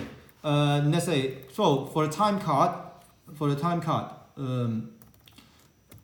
card, it only charges 550, but I'm charging 1,000. So what's the point of here? How to manage of this here? Say if the time card only charge 550, but I issue a bill is 1,000. So how do you manage this part? How do you manage of this time card? You mean this is the matter is based on fixed fee or by hour? Yeah. Oh, which one? For the time card one. You mean? For the time card, everybody is enter the time, Yeah. make the time entry. But when we issue the bill, we issue $1,000 to the client. We use up all the time, but we charge more. We charge more to the client. We charge 1,000. This is a fixed fee. We say maybe I agreed with the client. Oh, this matter I will charge you 1,000. But when I enter the time, maybe somebody enter the time is only the time card according to the time card. The calculation is only 550. So what will you arrange this time card? How to arrange of this time card? For current solution, there's no way because current solution is this time card is purged. And it will be available purge, and we charge client 1,000. And there is no way to calculate. There's a differentiation. Potentially, it's a write-off. That this write-off also needs to be into the profit sharing. We don't have that now. Okay, purge means will be deleted. No deleted. Will be purge is neglected. So I have a question here before I want to say there maybe have a solution because the stock feature has what we call the write-off and write-down if it's using the stock flat fee bidding. So because the reason why we don't use the stock one because in China mainland they have so-called flat bill. Flat bill. For both fees and the cost or any expenses, maybe you travel a lot, you even book the first class. Client doesn't care. We have a fixed bill, which is 100,000. So that's all. No matter how much you spend, or even there's zero expense, I will give you the bill because it's fixed bill. So I'm not sure Hong Kong have that situation. No, because for the IPO for the capital market mostly we will charge in the fixed fees. But for the litigation, sometimes we will time recording. Say I'm meeting with you, I'm talking the phone with you, and I'm court time. So it will recording the time. Say I'm meeting with you 2 hours. I'm writing a letter to you 5 minutes, and I will going to the on the court will be 3 hours. Then I will charge traveling time is 2 hours. Then I will charge you according to the time. Okay, so for Hong Kong office, we do not have a concept called fixed cost or fixed disbursement. We only have fixed fees, right? What do you mean fixed cost, fixed disbursement? I'm not sure. No fixed disbursement because all we call disbursement will be according to the supporting. So this actual expense. Disbursement may be regarded as actual expenses. Say if you say there is no expected, no imagined, there's no other. It's only if you said this disbursement, then will be actual expense. Okay, I have write it down. So yeah. I think the stock feature may cater for your needs here. But definitely current solution regarding the fixed fee for mainland China. Yeah. It's a workaround. It cannot meet your requirements here. Yeah, so I think it is. Yeah, this is a difference. I think it's a difference between two of us because all I think I'm not sure that I haven't worked with Beijing, but the Beijing office issued a bill all fixed fees. What is it? What you mean? They all issue fixed fee bills. Yeah, that's their fixed fee. Their so-called fixed fee is so-called fixed bill. So in the bill itself, it's including fees and disbursement. Altogether on the contract is 100,000. So no. No matter or even all fees or no expense, they didn't care. Or even it's all expenses, no fees, they also didn't care. It's totally different in Hong Kong. It's totally different in Hong Kong because okay, if the contract said I will charge you this sum, then according to the contract, this is the fees. But maybe there will be disbursement, so it will be charged another way. All the fees will not include disbursement. But in Beijing, Okay, same circumstances when I show you the bill yesterday, right? There will be a lawyer fee, disbursement, and the 开销. You see the 开销. I said this is not comply with the rules, but I think the 开销 just same as Beijing did. They said disbursement is the 开销. They will calculate together with the lawyer fees. So they add together in one fees to charge the client. That's it. But in Hong Kong, it should be split. The fees and the charge actually is the same. So I told my partner to say it should not be charged to client using 开销 or charges because it is not comply with the rules. I think maybe change in future, but at the moment they still using their old-fashioned practice. So in the bills in Hong Kong, there are only two charges. One is lawyer fee. This is agreed fees or fixed fees or charge according to the time. The second one is the disbursement.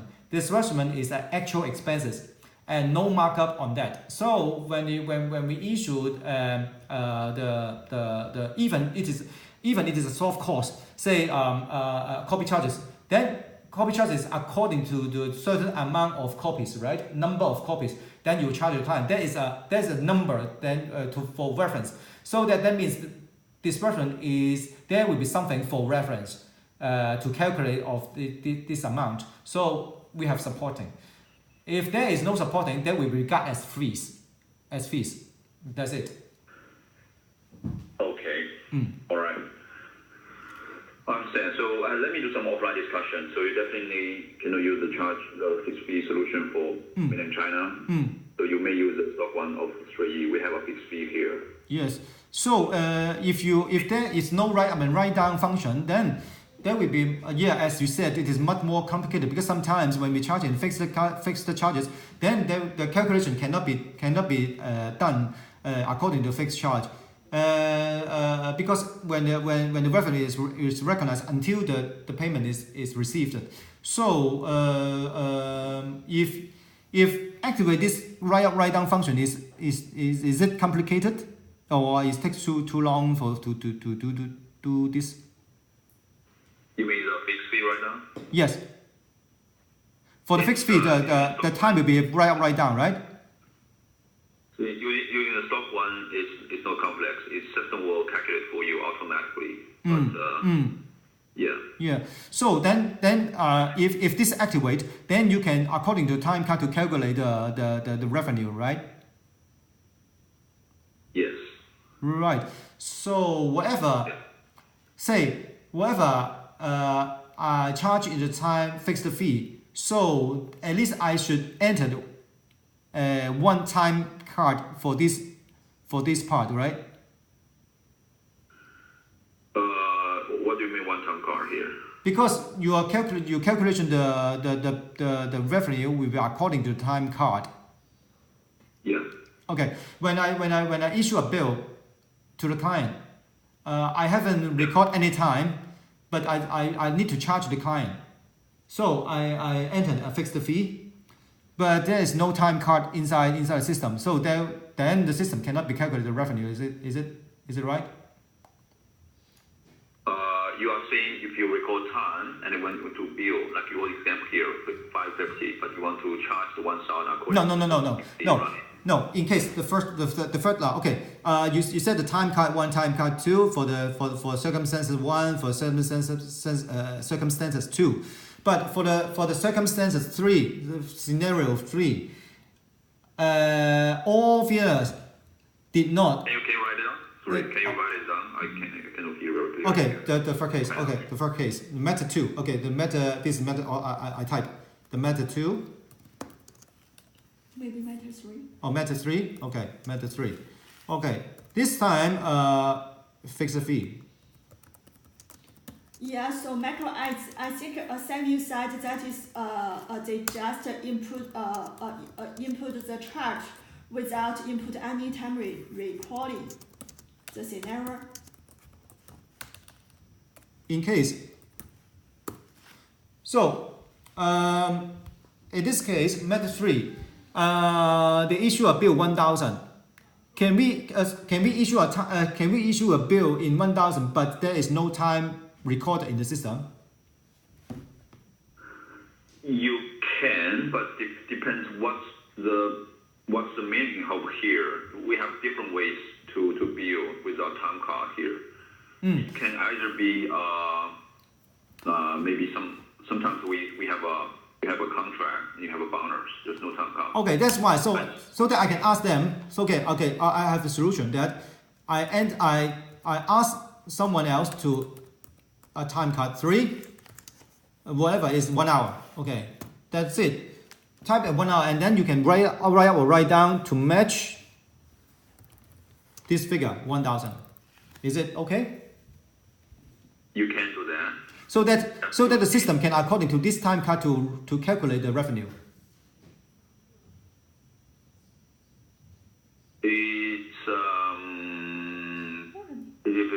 It will be very complex because this time card only have one timekeeper, right? One timekeeper. So still this time, yeah. So let me think. Because the time card can type by everyone, because the calculation is only according to the meta allocation. It's not according to the time card. Because we are setting, yeah, you see the setting, page up. You see the setting is according to meta. It's not meta basis. Is not according to time card basis. So I think the calculation is no. Just now we said that is calculated by the time card. Sorry, let me try to understand. So you are saying you have a fixed fee 1,000 and a no time recording in system, but now you say you try to record a time 3 only for billing purpose. Is that your meaning? Yes. Okay. In case I said if this is the solution, my suggestion. Okay, my suggestion. Samuel's suggestion. Okay, Samuel suggestion. Only this one. Okay. Actually, is method 3. We issue an invoice in 1,000 to the client, but nobody entered the time in the system. So so you told me that if you set the system calculate all the revenue according to the time card, then it is not workable because there's no time in the system, right? So I asked someone else to type one time card to fit up this criteria. So at least maybe 1 hour or whatever, 10 hours, whatever. So if the system can do write down to fit up, then it will be calculated to matching up with this fee 1,000. Then the system can calculate according, because there is a time entered in the system for that period. Then you can calculate according to the time card. Is it right?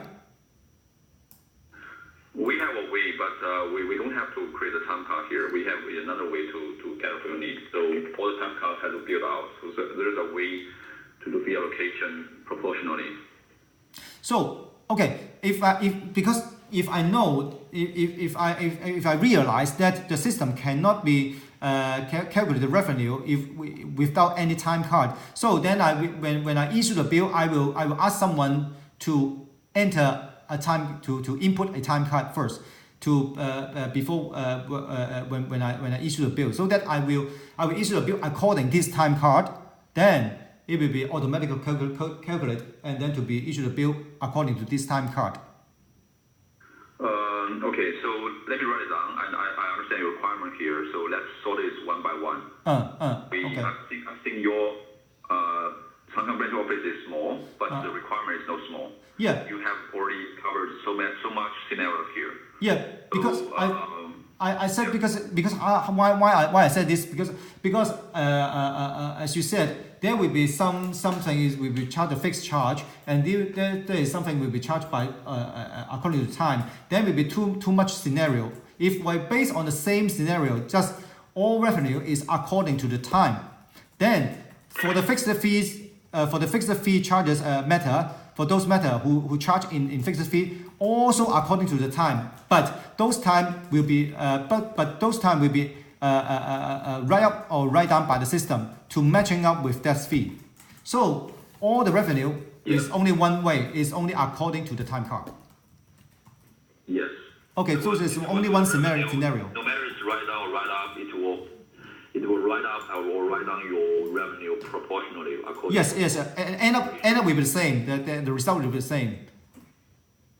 Yeah, I agree. Please let me write it down. I will do some testing, and we will have a session to discuss this separately. Okay. Yeah. And just one more question before moving. So you mentioned about you have discussion with Zhao Yi. So you have your weight is per day, right? Maybe today someone is joining, and tomorrow that guy is leaving. No. So potentially. No, this one Samuel will confirm with partner and get it back to us later. Yes, yeah. Because Zhao Yi said we can decide by ourselves. No need to follow with Beijing.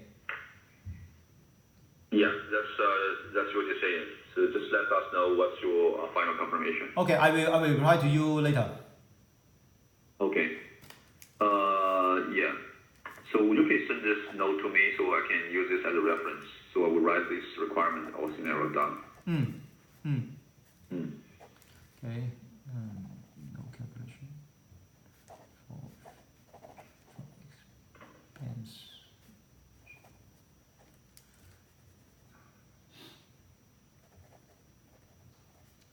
From 15.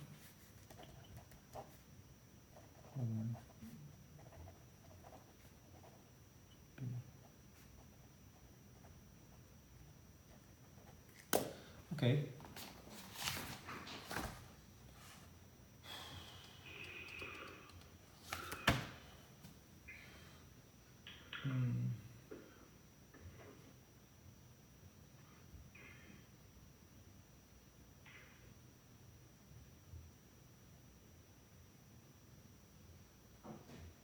So it's in this circumstance, for Beijing, it's only issued fixed fees. Then it is not insist the all earners to enter the time for the time entries. Is it right? I don't think so. I think they have both. 交怡在吗？交怡。在。I just realized that Beijing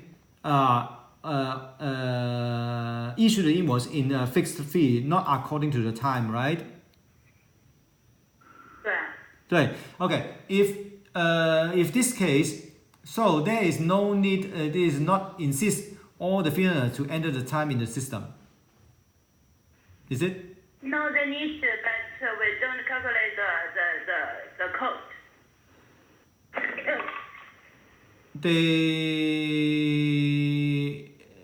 I mean. Just the reference for the partners. Only for reference.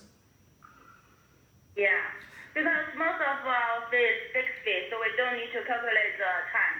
Okay, you don't calculate the time, but is there any rules to ask all the freelancers to type the time in the system? Say because everybody should work with the office 7 hours per day, so that at least they have to type the time for 7 hours per day. Say 3 hours work on this file, 4 hours work on that file, or 1 hour is free, whatever. For admin, okay. Then is there any rules in Beijing?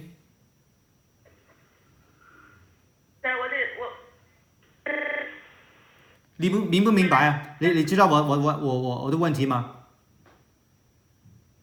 我就最后一个问题没听清。OK， 我再问一次，里面有没有规定每一个 freelancer 都是每一天都有一个 time entry？ 因为你说刚才就是所有的 partner 就是把所有的 time entry 就是作为一个 reference。但是如果有没有规定每一个 partner， 因为我们工作每一天大概是7个小时嘛，是不是要他们每一天都是按照这个规定，每一天都是有一个 time entry for 7 hours， 就是这样子，有没有啊？有啊。有啊，有规定。有规定每一天都是有7个小时的 time entry， 对不对 ？Yeah, yes. OK， 明白。Oh, okay. Okay. Yeah, we can move on. Okay, yeah. Okay, move on. So yeah, we're just talking about the billing. So when we do the billing,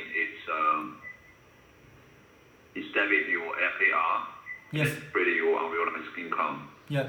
So when we do the receipt, so here's a page of receipt. So in the receipt, we'll debit your cash, and it will clear your AR. And at the same time, we will debit your unrealized income, right? Also clear that, and we will credit your revenue. So this is what you want to target, right? Yes. Okay. So that's only for fees. So let's talk about the soft cost. Yes. So for soft cost is similar as fees.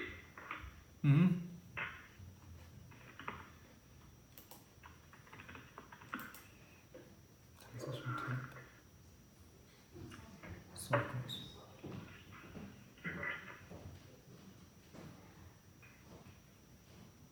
So it's exactly the same as fees for soft cost, right? For like a photocopy. Yes. Okay. Let me write it. Give me a second. So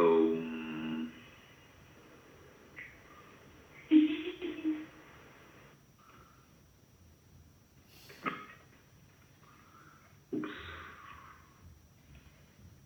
So I think it's quite a big difference with Beijing office. Just a second.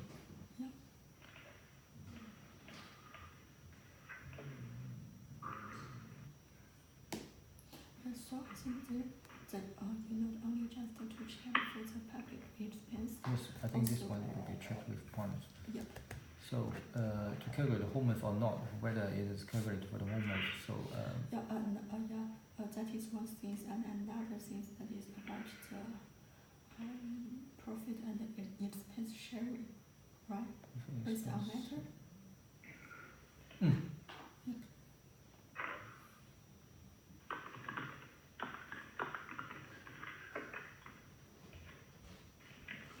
Okay, sorry. All right. So now we're talking about hard cost. So what do you want to do in hard cost? Hard cost. So yeah. Hard cost would be something. Do you copy this into email? So I want to clear this one. No, not yet. I can copy. Yeah. No, just a moment.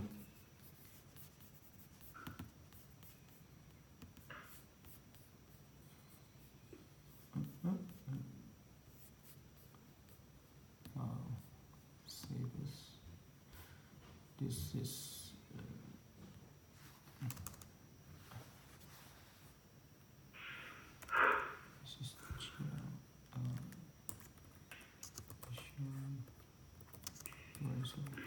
So after this session, we will consolidate several documents. Okay. For example, billing, GL, so you can understand. We call it functional requirement document, so FRD.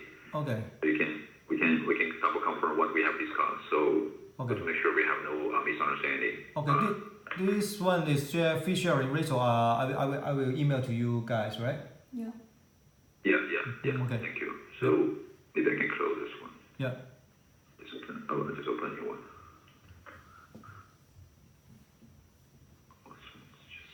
Here.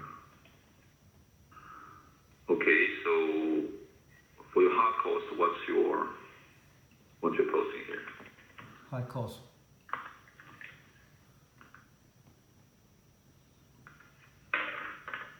Hard cost is something like that when the secretary issue the voucher request according to the methods, right? So yeah, so when you do a voucher request, so you would debit your expense, right?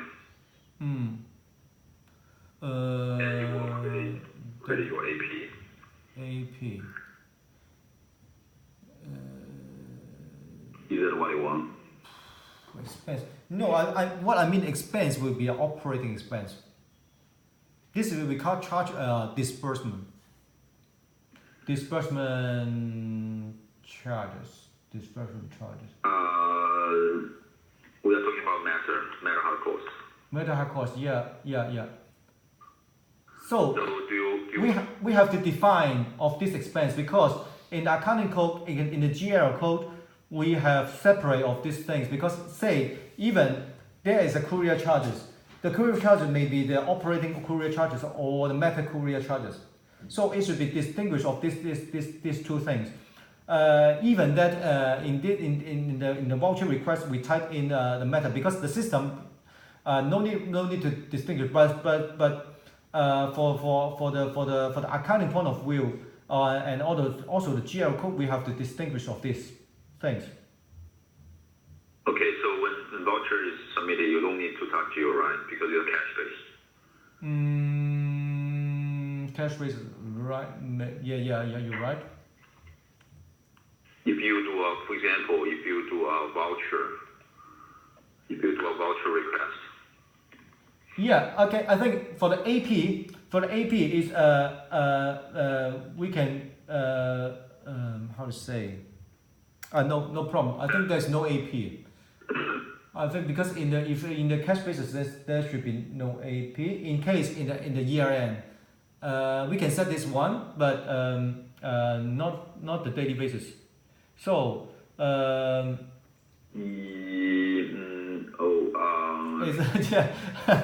you know what I mean? Because at the year end there may be some AP because for the cash basis all the management report there is still AP in our management report for cash basis. But for year end only. For the daily basis, there will be no AP because we are cash basis. We will actually expense on that thing, so that there is no AP at all. Actually, yeah. So okay, you don't have any AP, so I agree because you are cash based. Yes. So when voucher request or voucher is created, there's no posting on GL, right? Yes, I think it's that credit to bank actually. But when payment happens, who will pay the voucher? Okay, if there is a function, say even it is not put in the management report, say just something like that. To say the revenue, we have the AR and also to the unrecognized, unrealized profit. That's it. Okay, for the AP because when I got the invoice from our supplier. It is suggested I enter the system first, so that will be an AP. Is it right? So, but yeah. So when I make the payment, then I will recognize as expense. So I think can we do it in the system because even for my management report there's no AP. But yeah. So but I need the record for myself because I don't want to put all the invoice on my desk. And then when I make payment, I one by one and enter the system. I think when I receive the invoice from my supplier, I will enter to the system first as an AP. So then when I make the payment, then I will credit the AP. Okay, is it okay? Let me think about it. So you know what I mean? So I think it should be just like similar to accrual basis. We enter the expense, debit expense, and then credit the AP, and then debit AP, credit bank. Right, this is the same. Yeah. This is normal practice for the accrual basis. Yeah. Yeah, I think that is similar with the revenue, that it may be potential payment, whatever, something like that. Expense, and after you pay, unrealized expense.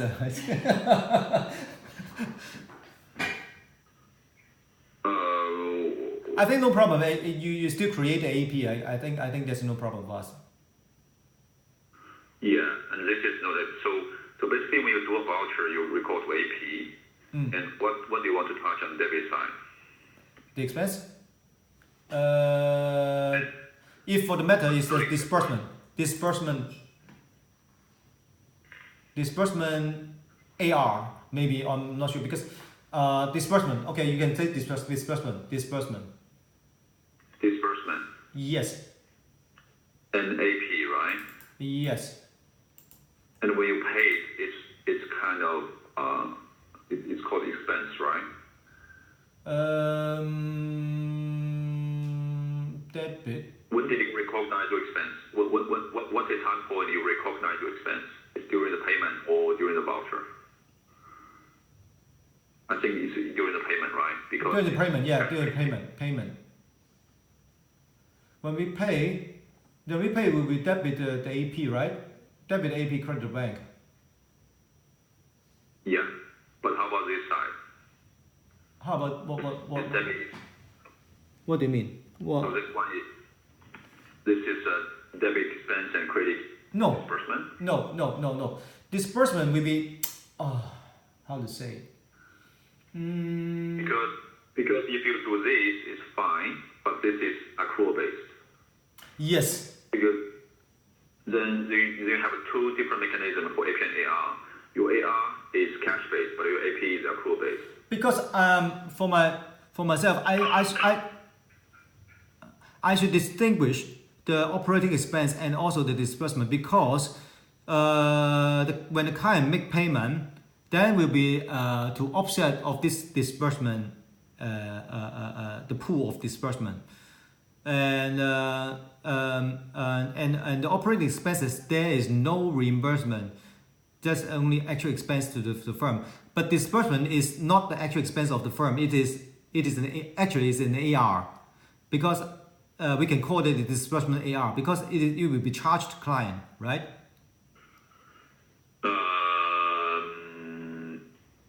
It is receivable. Actually, it is a receivable value, a receivable amount. This disbursement, we are going to charge a client. AR. Sorry, pardon? Expense AR. I see. You can say this, yeah, expense AR. Yeah, we can see this. Yeah, but my question here is, well, what's your disbursement here? It's just a suspense account here. I think you it is realized or unrealized. That is the point. I just entered in the system for storage only, to store the things when I got the invoices from the supplier. I don't know where should I put them for this kind. So yeah, so I don't want to say. So let me use an example. So maybe you buy some furniture, right? Yes. Or no furniture, or travel. Sorry. Yeah, travel expense. Travel expense doesn't matter. Okay. Yeah, travel expense doesn't matter. Maybe air ticket. Yeah, ticket. Okay. Air ticket. For the file, right? Yeah, for a matter. For a matter. Okay. Yeah, 100, for example. Yes. 1,000. So what you will do when this voucher is recording the system? How do you post? Debit the disbursement AR and then credit bank. When I make the payment. No. I mean, 2 steps. We didn't pay yet. We didn't pay yet. Okay. Debit the disbursement AR and then credit AP. Okay. And what happened when we do the payment? Happen to the payment will be debit AP and credit bank. The last one. So that's all, right? Yeah, and there will be, when we issue the bill, there will be a fee charges and disbursement AR. Then when we receive the money, when we receive the revenue, when we receive the money from the client, then will be debit the bank, credit the revenue, and credit that disbursement AR. Correct. So I understand. So that's why disbursement AR is the actual expense, because there is no mark and no markdown, because it's just actual expense and then actual receipt from the client. Then will be end up, yeah. So the balance will be zero. yeah, I understand now. But my question here is, your AR side is using cash based, but your AP side is using accrual. So that okay, no problem. If you set up only the combined with the first entry and the second entry, only debit disbursement AR and credit bank, I have no objection, because just more convenience for me, because I don't want to collect all the invoices in the files and then I cannot find in the system. So if you create a pool for me to store this kind of disbursement, so it's much better for me. Okay, so basically 3 can support both. Can support what we have right down here on WebEx, or we can support we'll go voucher, no posting. We'll do the payment, debit, expense, and credit bank. So which one do you want? Yeah, sorry, Michael, based on my understanding, that is for the Hong Kong, that is not actual cash base. But actually, I understand if the money in, they will to record it as revenue. But do you remember before the money in, they also have an I recognize revenue or something that is actually accrual based, right? No, it's not accrual based. It's cash based. Unrealized income is a cash basis. Because there's unrealized, even is AR, then but it's because the offset with AR with unrealized revenue, then will be offset. So can we do the same as this disbursement? Unrealized. We can. Yeah, we can. We are not in the AR side yet. Yeah, unrealized AP or unrealized disbursement or unrealized whatever. Yeah. Yeah. My question here is why we use cash based on AR, but why we use accrual based in AP? No, we use a cash based. No. I'm not adopt accrual basis in AP because I just want to when I receive these things, I just want to type in the system for my record only, for reference only, okay. So that when I do the bill, when I make the payment, then they can. So if you want to record a record only, you don't have this step. Yeah. No need this step. No need this step. Only only this one. Right. Of course. Yeah. So when you record a voucher, nothing happens. When you do the payment, it will touch the geo. Right. When you do the billing, you can grab your thing there because it's recorded in subledger. Yes. Okay, so that makes sense. Yeah, but there is a scenario that I think if you remember that the partner issued a bill for the disbursement. Actually, for the main point, disbursement is the actual expense. But by now, our partner issued a bill. Those disbursement is not yet incurred. So there's nothing in the for the actual there's nothing in the disbursement AR because we have not yet have that expense on that matter, but in future. So, but according to just feed up the partner to issue the bill to the client because they want to issue the bill at the moment at first instance. So the disbursement will be entered back to the system later. Is it work? Just 2 questions. So first, you mentioned about estimate the anticipated, right? We mentioned about yesterday. Yes. Yeah. And the second, what's your second question here? So okay. Let me type on the screen. Then you know what I'm talking about. Okay. For the scenario 1. Okay, with actual expense on matter 150 courier. Okay, so that is disbursement AR. Okay, we issue and then the fee charges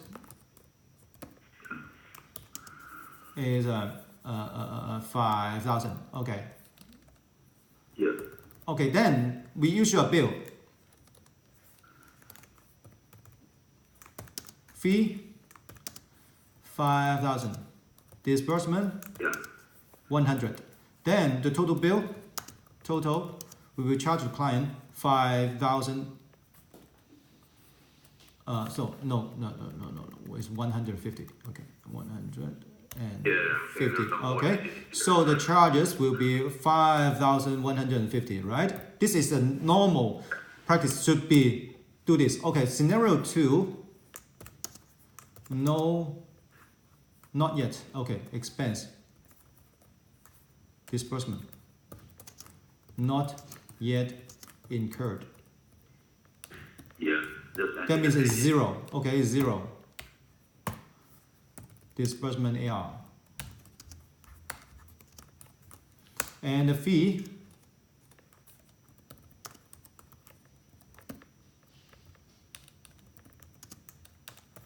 is same as 5,000.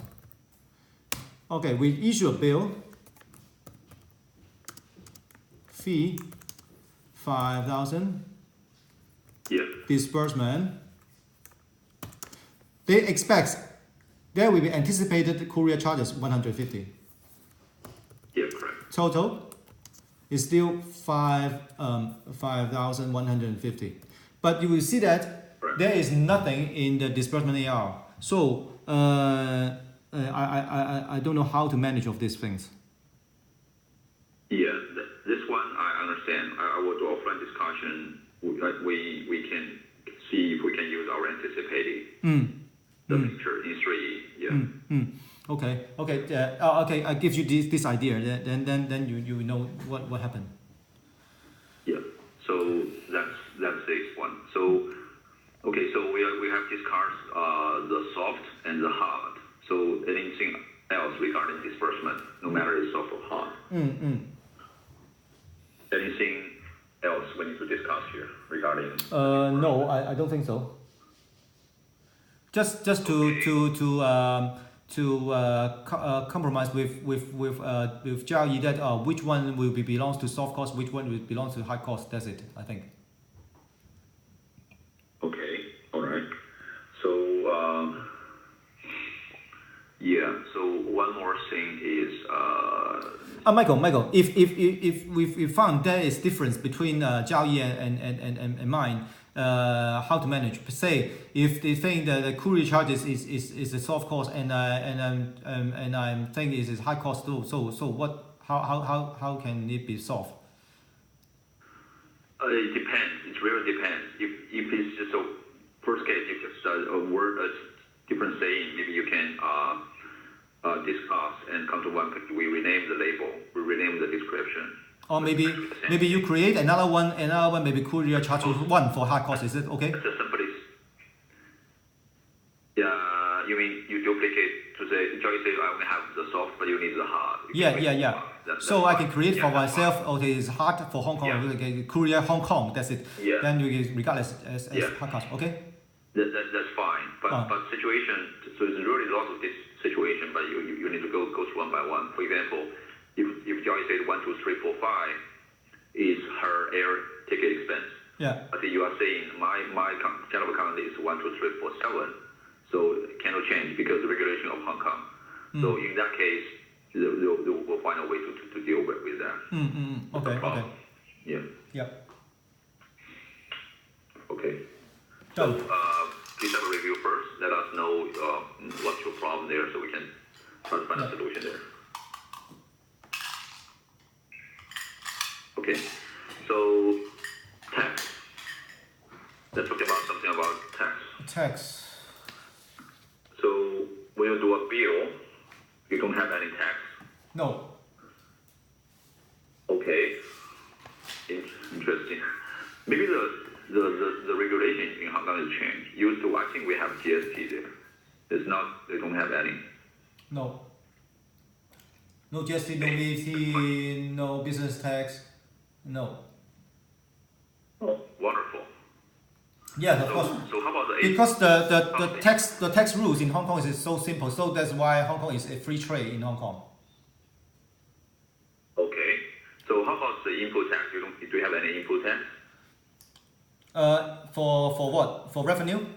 For voucher, the input tax. No such charges. Okay. Do you have the withholding tax? No. Okay. No tax. No tax. Life is easier now. Quite good, huh? Do you have the advance payment from client? In Australia we call it bill on account. So client pay you it's different. It's client pay you in your office account, then you can offset the bill later. Do you have that case, or it's all trust? Yes, we have this case. Not advance payment because just the disbursement case on this one. Okay, I type. So go back here. Go back here. Yeah. Yes. Okay. Yeah.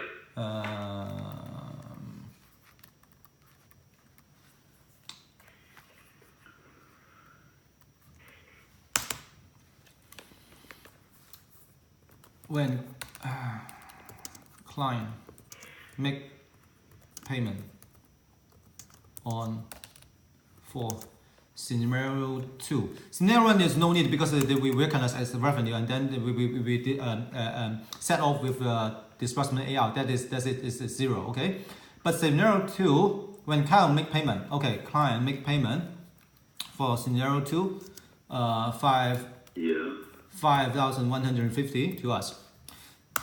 Yeah. We will debit the bank. Okay, 5,150. Okay, this is the first instance, and then credit to the revenue.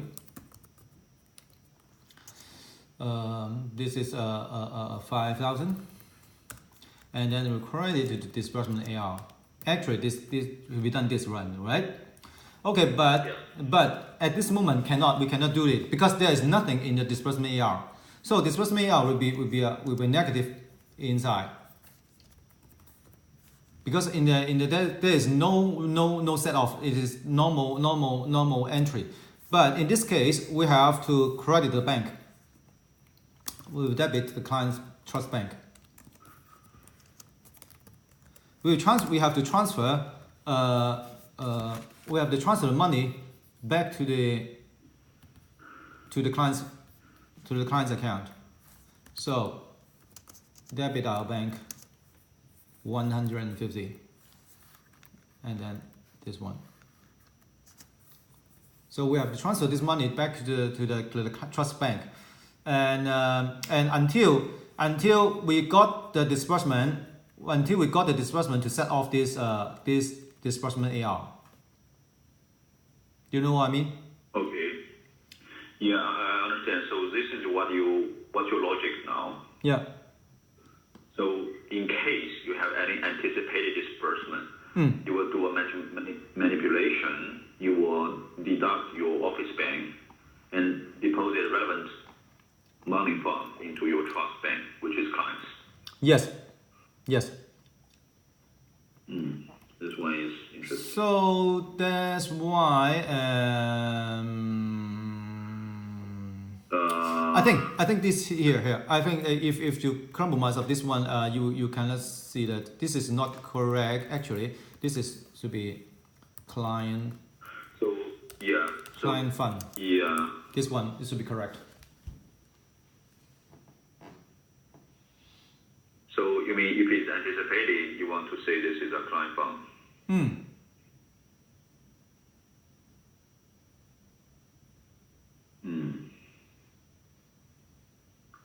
If we stored in the AR, in the disbursement AR, if we go for normalize, it can be go to the disbursement. But if I have negative balance, all right, if the negative balance in disbursement AR, because there's nothing inside there.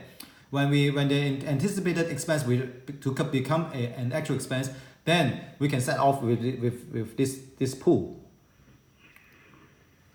Yeah. Is this workable? I'm not sure that is it workable. Yeah, let me take some notes here. Sorry. This is your anticipated case.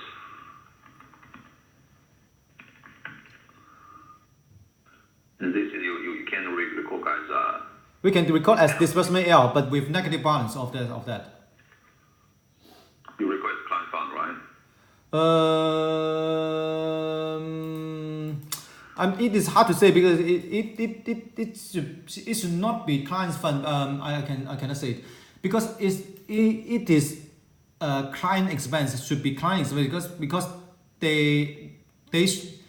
this should be client expense, but the office is not yet this expense is not yet incurred, so this is not client's fund.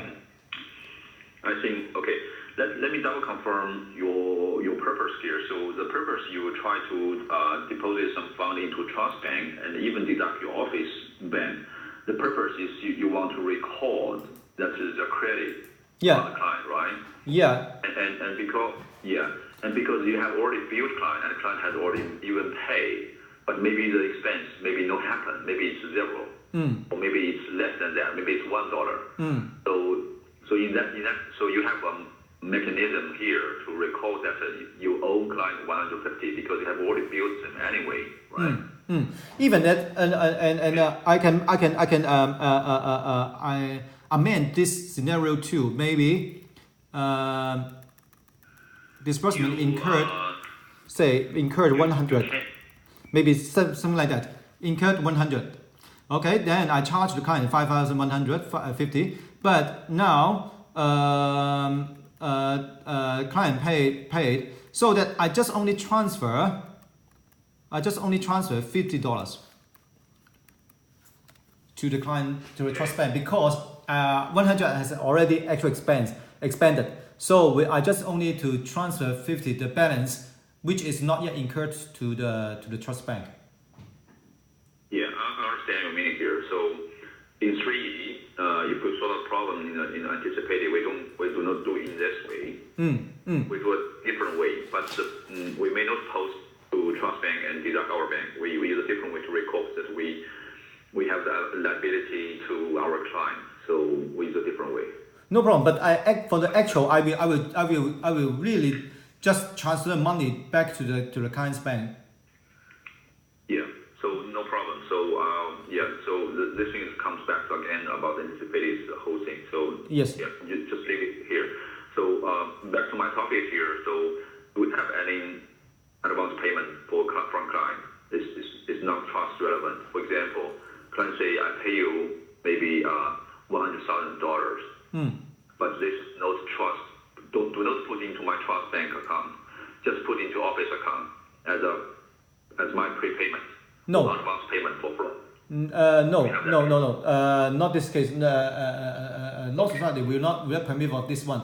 Even when the client pay money to our office account, only we issue a bill to the client. Yeah. If there have any scenario that is you issue a bill for retainer fee. Bill for maybe 450. And your client give you 500 and said the $50 will be used in the next invoice or something. We issue a bill for 450, but they pay 500. Yeah. That is overpayment. Yeah, overpayment. Overpayment. My question here is, do you have this case or no? So if you say you don't have this case, you don't care about it. I'm not sure. Maybe it will happen later because sometimes for the client they will only remit money in one time, so that maybe the money will be split into two parts. One is for bill settlement, and the other one will be cost on account. For this overpayment, we need, just like similar to this part for scenario 2, we have to transfer the overpayment, the part of overpayment back to the trust account. Okay. We cannot keep the client's money in our office account. Yeah, you can do that. It's just as we discussed yesterday, the scenario it's a wrong payment in the office bank. You can Yes. Same. But please do help us to confirm, do you have advance payment? So the case that you mentioned, so even if it's advance payment, you need a bill. So 3 can do that. If you do not have that case, I do not set up. If you have that case, I need to set up, and you need to issue advance payment bill if there's no time card, and later you can offset the bill when the real time card is coming. Okay. Yeah, please confirm that for us. Yeah. Maybe you can set up like this. I can try to do this. Maybe when I receive money more than the invoice, so I can use the function what you set up. I will confirm with a colleague or even partner. If they do not have this case, I will set up in the UAT or production later.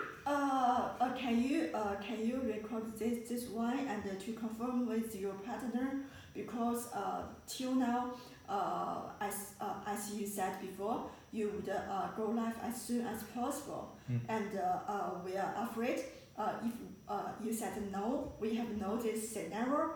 Michael will not set anything for this scenario, and after that, you said it's okay and you go live. If you met the scenario, even only once, you can't deal with it, and that is no time for us to do the configuration immediately in your production without any testing. That is impossible. So could you double check if you have maybe potential this scenario? If yes, we will do the configuration. I think it's yes. I think it's yes. You should do it because we cannot avoid this kind of things to happen in future. Because when we told the client we have a client's account, please remit the money, but every time they remit money for bill settlement, they in their mind just only one bank account, so that they will remit money to the same account as usual. So that may be happen in future. I think you should create this scenario in future for the production also. Okay. Yeah. So maybe we have a 15 minutes break. Yeah. Okay. And please send me send Liu and I those draft notes so we can write our Agadi later. Okay. I save this one. Yeah. Okay. Maybe we meet 4:25. Okay. Yeah. Yeah. Thanks. 对，所以交易我们休息一下吧，我们4:25再见。好。好，谢谢丹尼，谢谢，待会儿见。